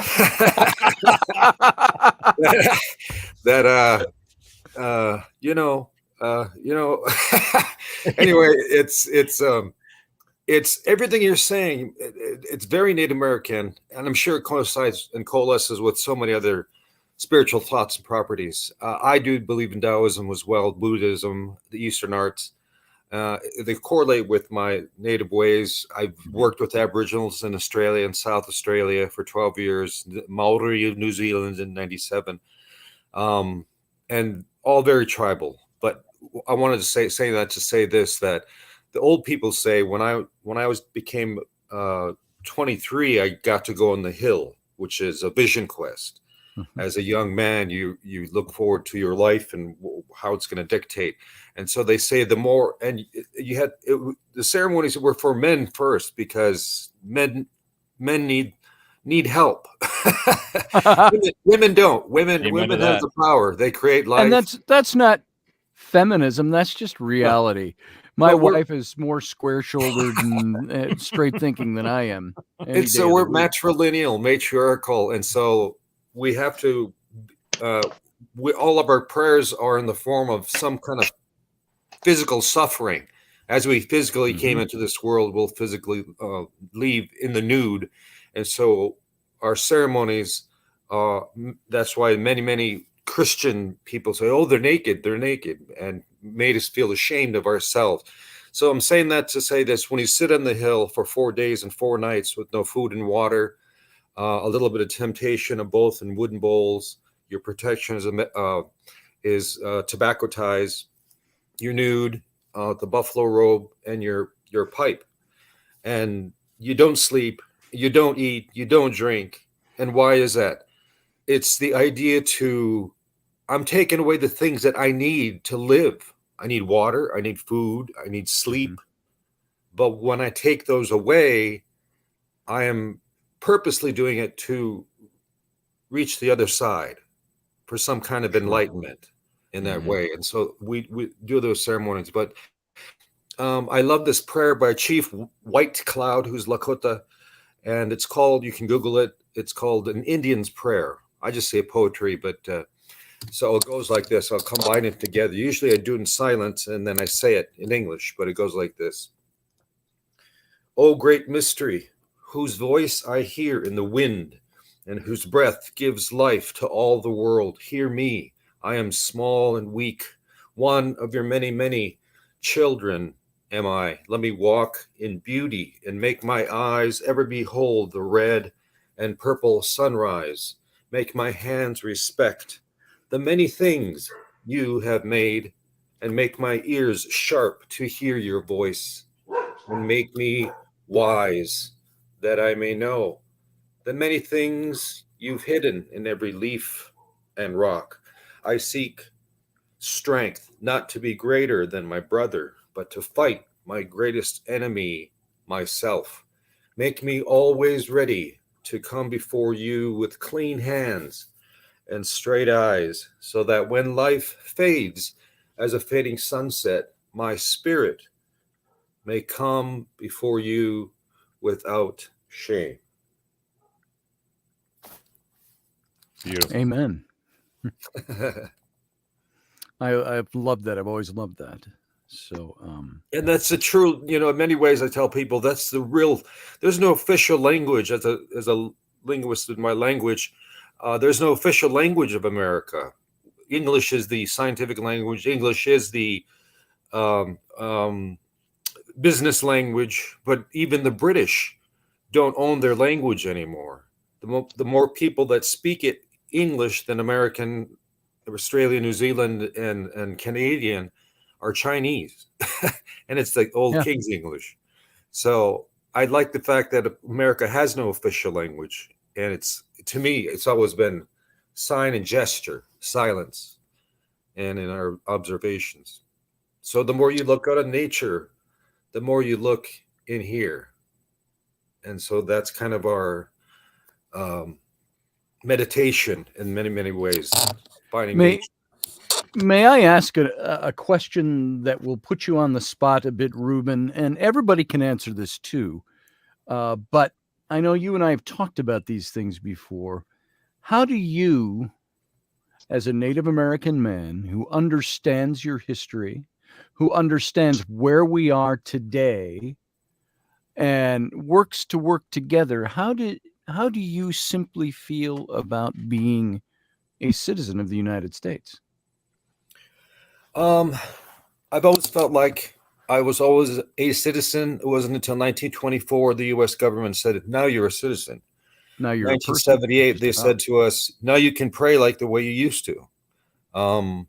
So everything, after having everything taken away from us, land, water, children, language, spirituality, we're winning it back.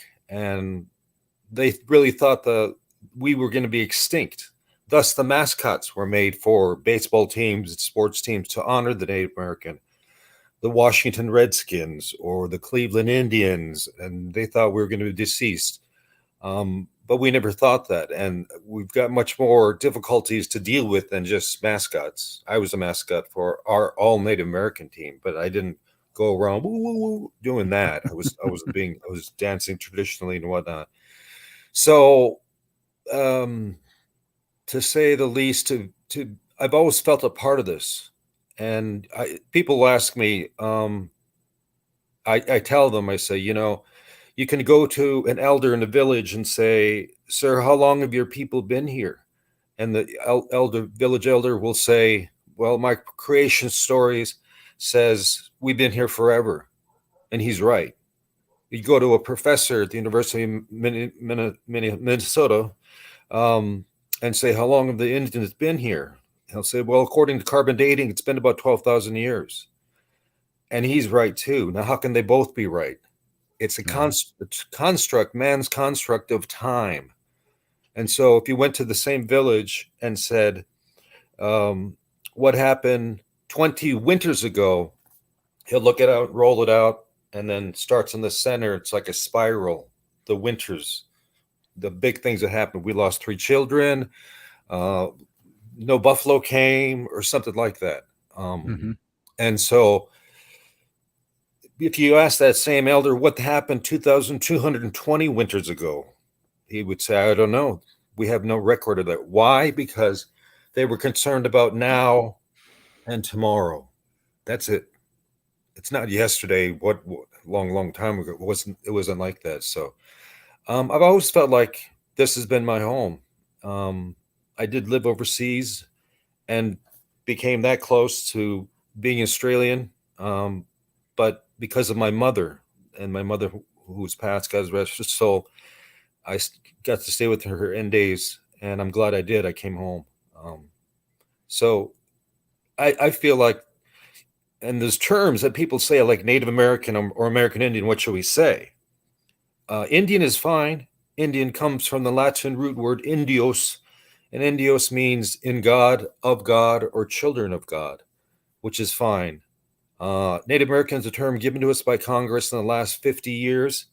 And Congress says if you're Athabascan, Inuit, you pick Inuit, you're Native American. You're Samoan, you're Native American. You're Hawaiian, you're Native American.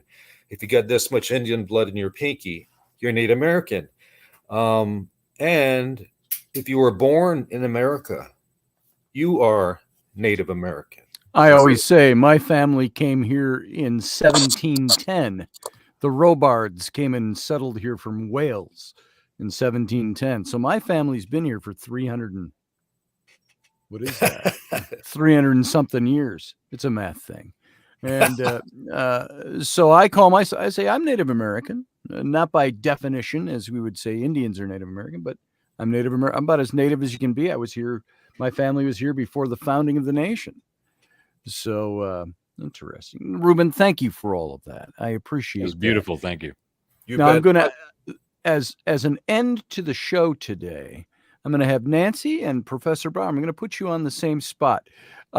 It's a hard question to answer right away off the top of your, why are you an American? Or why do you love your country? Or why do you, what do you feel about being a citizen of the United States? It's the same question I asked way back years ago when I was a youth pastor. And I asked the kids in my youth group, why are you a Christian? And the dumb blank stares I got and the ridiculous answers. Well, because we've always gone to church. Thank you for playing. That's where I said, I can stand in a garage for 3 months and never turn into a car. So, Professor Bauer, Nancy, I'm going to ask you first, why? Well, the question is, you're a citizen of the United States. What does that mean to you?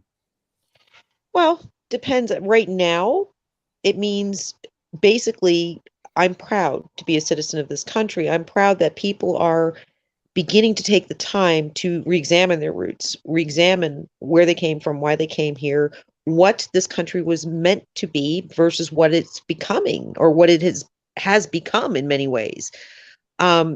I choose, as you know, to stay here and voice my opinion, to follow the construct of the Constitution. I am not a person who gives up loyalty. In fact, my loyalty is lifelong always has been. When I give my word to something and I truly acknowledge it, that is it. You're in for the long haul with. Now, it's interesting because this past week, it's interesting you asked that question, because I thought to myself this past week, they should have a point in time for people who are born into American citizenship. We should have to reaffirm, just like you do in the Christian faith. A lot of the religions have the confirmation, the reaffirmation of faith as the person becomes older and understands what that means. Although I think they're still too young. 11, 12 years old, you're still too young to understand what you're saying. I think you should do a reaffirmation of citizenship at some point in time. And people could say, oh, but that's what the 4th is about. No. Most people have no idea what the 4th is really about. They're just looking at the alcohol and the fireworks and say, woohoo! You should reaffirm. And by doing so, relearn your history a little bit. Damn straight. I truly think it's imperative, because people just don't care anymore. Like when Ruben was talking and he was discussing the ability to travel and to go around the world, and he's had the ability to interact with so many cultures, and so has Dr. Bauer, and so have you, Scotty. Those are wonderful, wonderful things. I've done most of my interaction from a place of solitude, where I've reached out because I wasn't happy with what I saw around me. Wasn't happy with the way people treated each other. I wasn't happy with the way people looked at things and just disregarded all the minute details that go into life in this country. They disregard it. They ignore it. They use it for their own benefit, and they don't look at the collective that has to occur for this to happen. And that collective has to consist of individuals. It always had to. People who are confident in themselves, not people who go along for the ride because it's the easier thing to do, but people who try to do the right thing. And yes, perceptually, that could be very different. But then you have groups like us, where we sit down and we discuss it. We'd be great as a Congress, the 4 of us. We really would. But I think of Ruben and I think of what he was saying. I thought, it beggars back to religion in a lot of ways, because you have that strong far right movement where it's God and country, which I respect up one side and down the other. But if you listen to the words of the Declaration, it does not say God. It says Creator. Mm-hmm. Yes. And the Creator it beckons more to the Native American system. So in my way, I was just thinking about that as we're talking. I'm thinking, wow, it's kind of a nod in a beautiful way, because it opens it up to all cultures and their beliefs, because almost every culture has a belief in a Creator. And I've always said, it doesn't matter if it's a roach. It doesn't matter if that's what you truly believe the Creator is, then, good on you. But I think that's what being American is about. And that is what I'm proud of. We have people like you guys.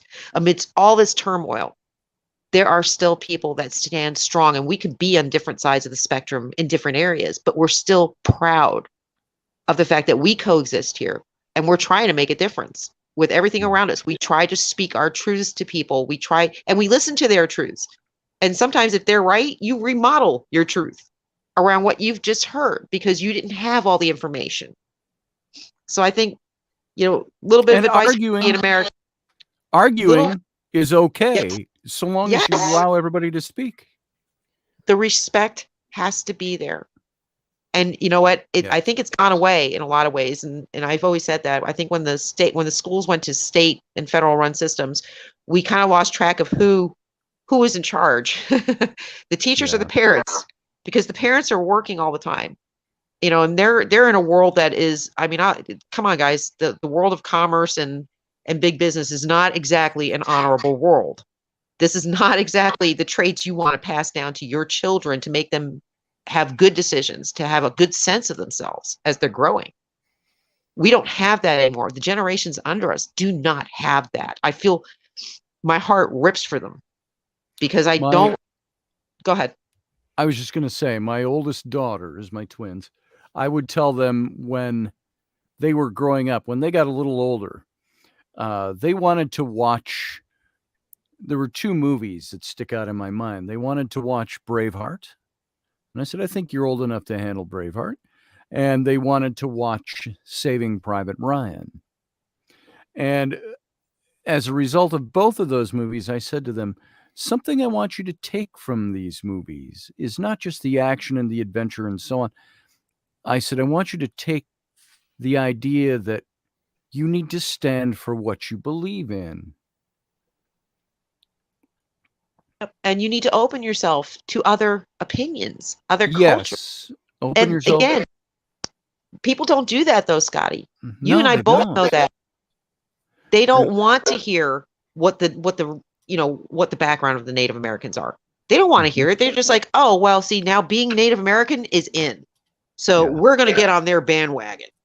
But they don't go back and bother to research the trials, the tribulations, the turmoil, the noble savage, the beauty of what they were and what they are and what they continue to be, because they pass it down culturally. I mean, all these things. It's like Americans have become this hodgepodge of get to the next day.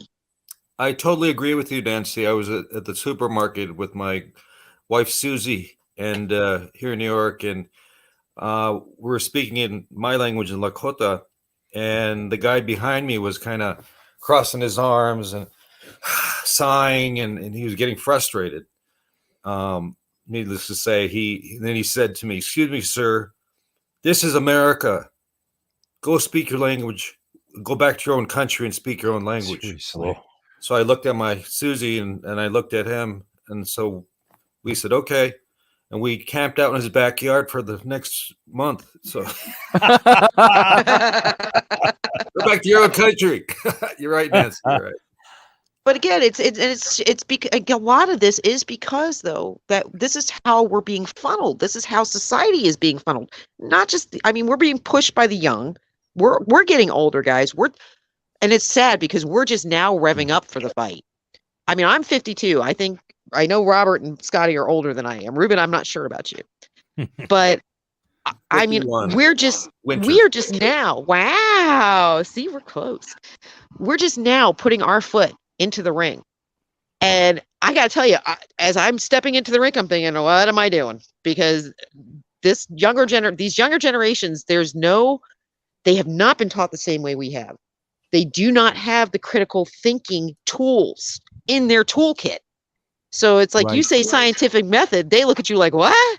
It's like, yeah, it's a methodology to get to an answer somewhat, somewhere, somehow. Hello? Anybody in there, Bueller? They're just not taught this. They're taught if they believe it, then it's so. And it's like, yeah, well, there's going to be a real wet reality whiplash from that as you get older, because that is not the case. Susie and I call them millennials.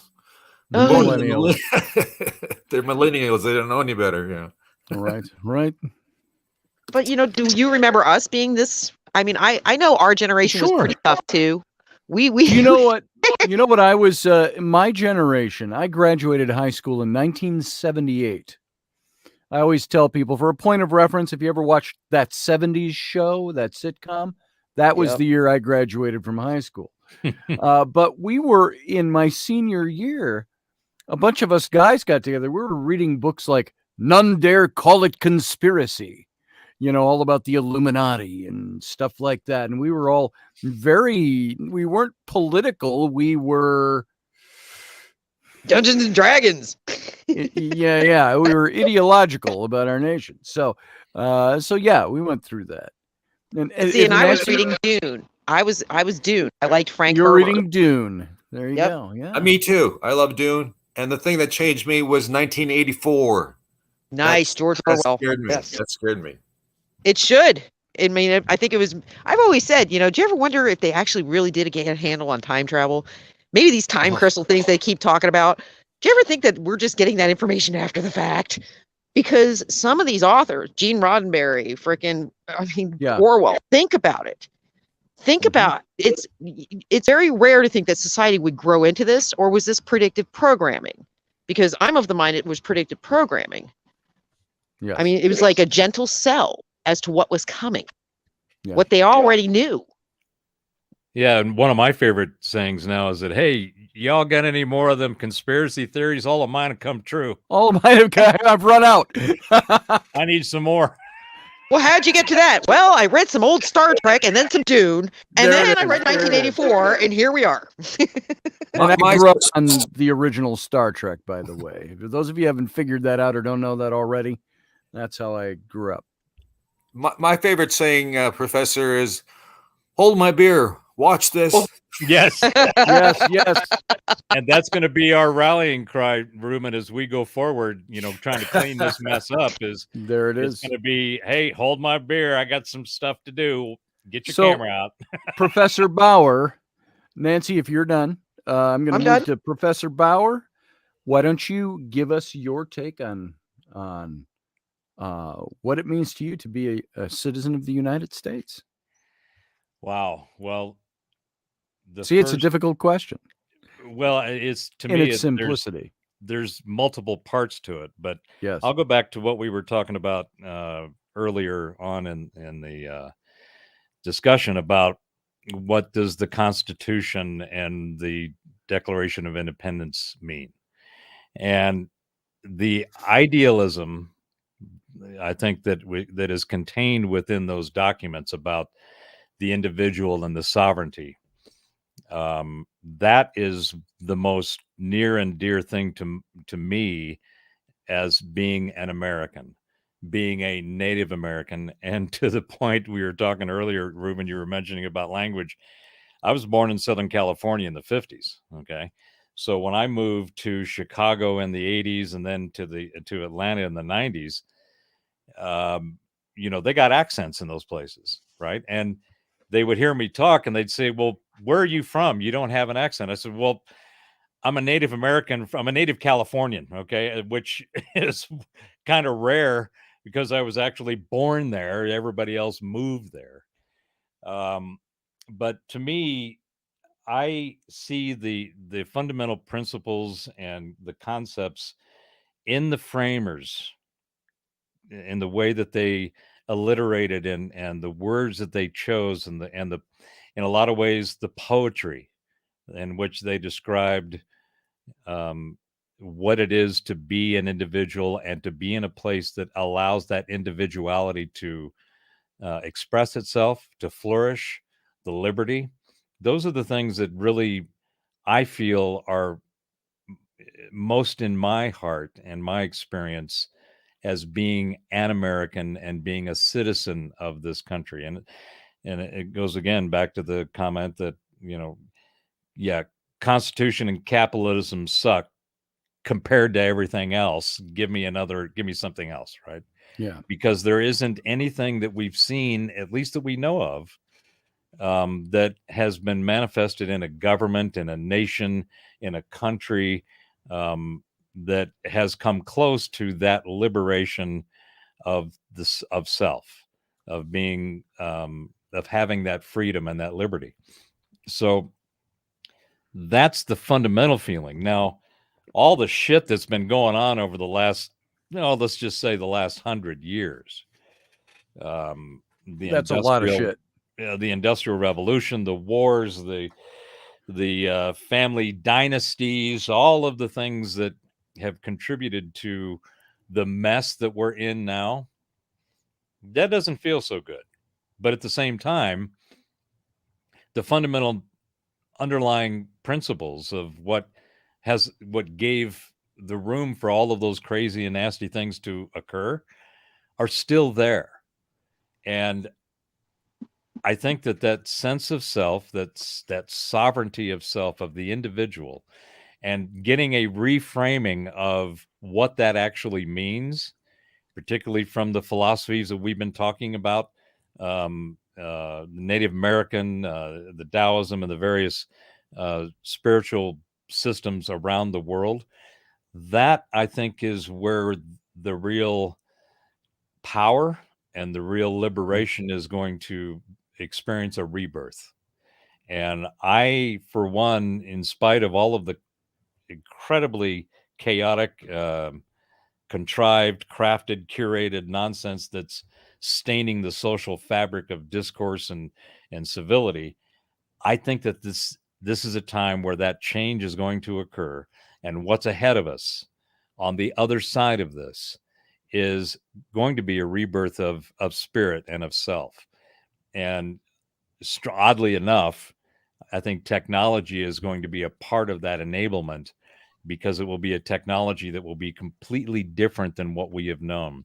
All of our systems, all of the institutions, even science itself, our physics that we have in science doesn't anywhere near. It doesn't. You can go quantum, you can go all the different delineations of theoretical physics. It doesn't compare to what reality actually is. In fact, I think we're going to see something called frequency physics, which is going to explain everything. Our financial systems, the economic systems, the way just think about the difference. We've been talking about Star Trek and how I think it was Picard was explaining to that in that first contact that, we don't have the pursuit of money we don't have that problem anymore. What it is pursuit of bettering oneself. Finding and experiencing the most of oneself is really the true nature of what we are, and the way our consciousness and the way we exist, the nature and the habits of our consciousness and ourself.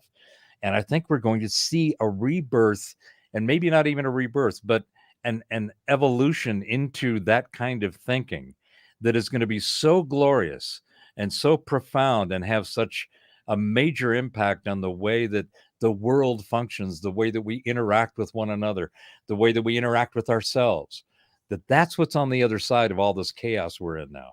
So I, for one, and I know that was kind of a roundabout way on Harvey's barn there to answer the question of being a citizen, but I feel more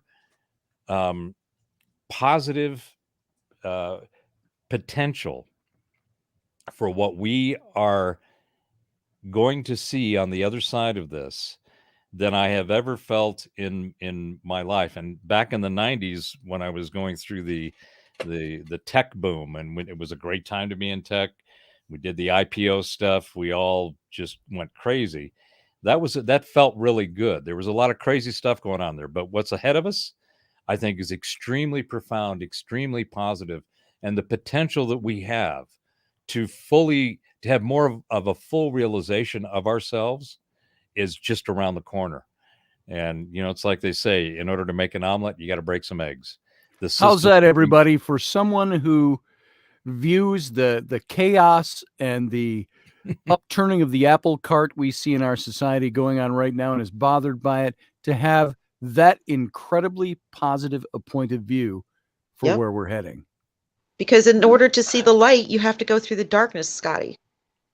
In order for people to know what's going on, it has to be pushed into their face. They have to see it. You can't defeat it unless you can see it. That's right. That's right. Yeah. So that I hope that kind of answers the citizen thing. I'm glad to be here, and a citizen of the United States. At this time, I believe that I chose to be here at this time to be a part of this and to facilitate this transformation, and to get people to the other side of this dark time. Darkness is nothing more than the absence of light, right? And the more that we can find the light within, the one within, the more our light is going to shine for those who are trying to find the switch and trying to replace the bulb. Yes. And I truly believe that we are here to facilitate that transformation. The other side is going to be glorious beyond our wildest dreams, and we must get there for everyone, for all of humanity. And we have that responsibility because we're here now. And then what better place to do it than from this place called the United States, from America. There it is. Ruben, I want to thank you for being here today, brother. Chia, Misu, I'm Chia. So he also has, sometimes. He also has Scotty has another name in Lakota. I do. His name is Iukcha Wakatakia. Thinks above. And so I gave him that name a while ago. I keep pronouncing it wrong. I thought it was. You'll get there. But you obviously know better than I do. I thought that meant he who runs with no pants. No, that's got a little churl on the end of the ku. Yeah, I grew up in North and South Dakota. A professor and Nancy worked with Scotty many times, and as a reenactor, Renaissance Fair, and I was his Mohawk scout for the 42nd Highland Brigade. Yes. So I learned how to wear a kilt proper. That's right. Anyway. Only a real man can wear a kilt proper. And so I fell in love with Susie. I moved to Warwick, New York. I'm north of New York City, about 50 miles west of the Hudson. But I always remember something that Jerry Seinfeld said in one of his shticks, one of his stand-ups. And he said, yeah, I come from Long Island, Massapequa, which is a Native American word for by the mall. Even then the Indians knew retail. Well, yes, and so I would say to Ruben, we said to him when we conscripted him to play a Mohawk scout when we were doing French and Indian War reenactments. It's like, laddie, you got to lose those breech clouts. You're showing too much arse. Put on this kilt. So, anyway, Ruben, thank you. You have a fun rest of your holiday. So everybody, all in one. We never say goodbye in the native languages. We'll say Doksha Ake until next time. Doksha Ake. I wrote it down. Yeah. Take care. All of the pleasure to both of you. You and yours. Thank you, Nancy. Thank you, Professor. You're very welcome. Thank you. Amen. It's been an honor. Well. Yeah. Likewise. See you, Ruben. Okay. Nancy, great having you as well. I appreciate your impromptu taking the time to come over and share a lot of your wisdom. And I appreciate your wisdom. You're going to have me like poking Robert now when I get off and be like, dude, let's talk frequencies. Amen. I'm ready. So, yeah, you go attack him and get some. You two share your kernels of wisdom. Dude, Scotty, you and I go along. How many times did I get attacked for saying it's all about the frequency? Yes. This is going back 20 years. That's not from me. Always said that. Yep. So, right. Nancy, thanks for being here. I love you, respect you, and I'll talk to you again soon. See you later, guys. Thanks for having us on. And guys, everybody listening, have a great July 4th. Absolutely. Same to you, my dear. All right, Professor Bauer, thank you for coming in. I appreciate it. I never have to ask. You're always there and you're always ready and you've always got kernels of wisdom to share. I appreciate it.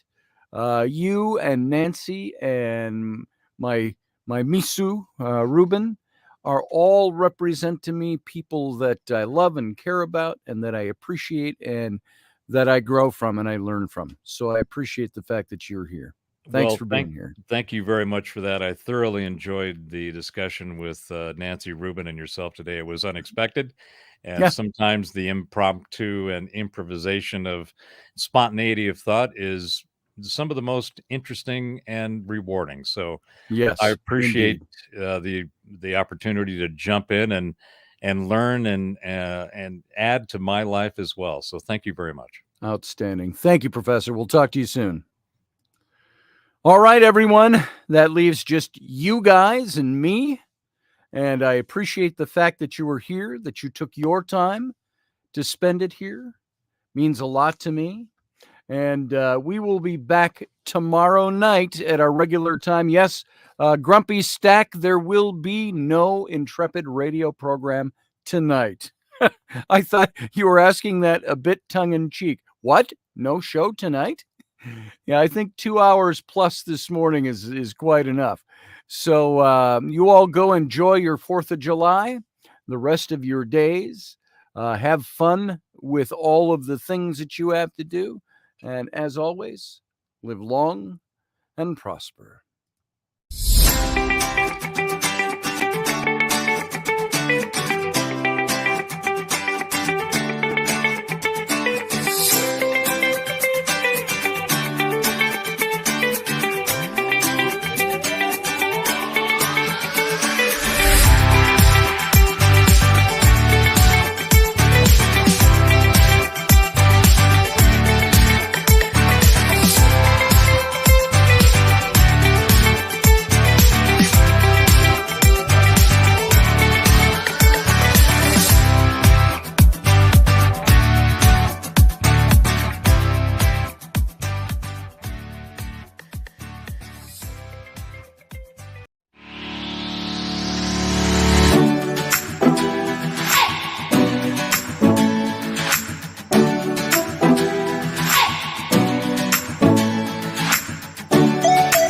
listening to the Intrepid radio program with Scotty Roberts.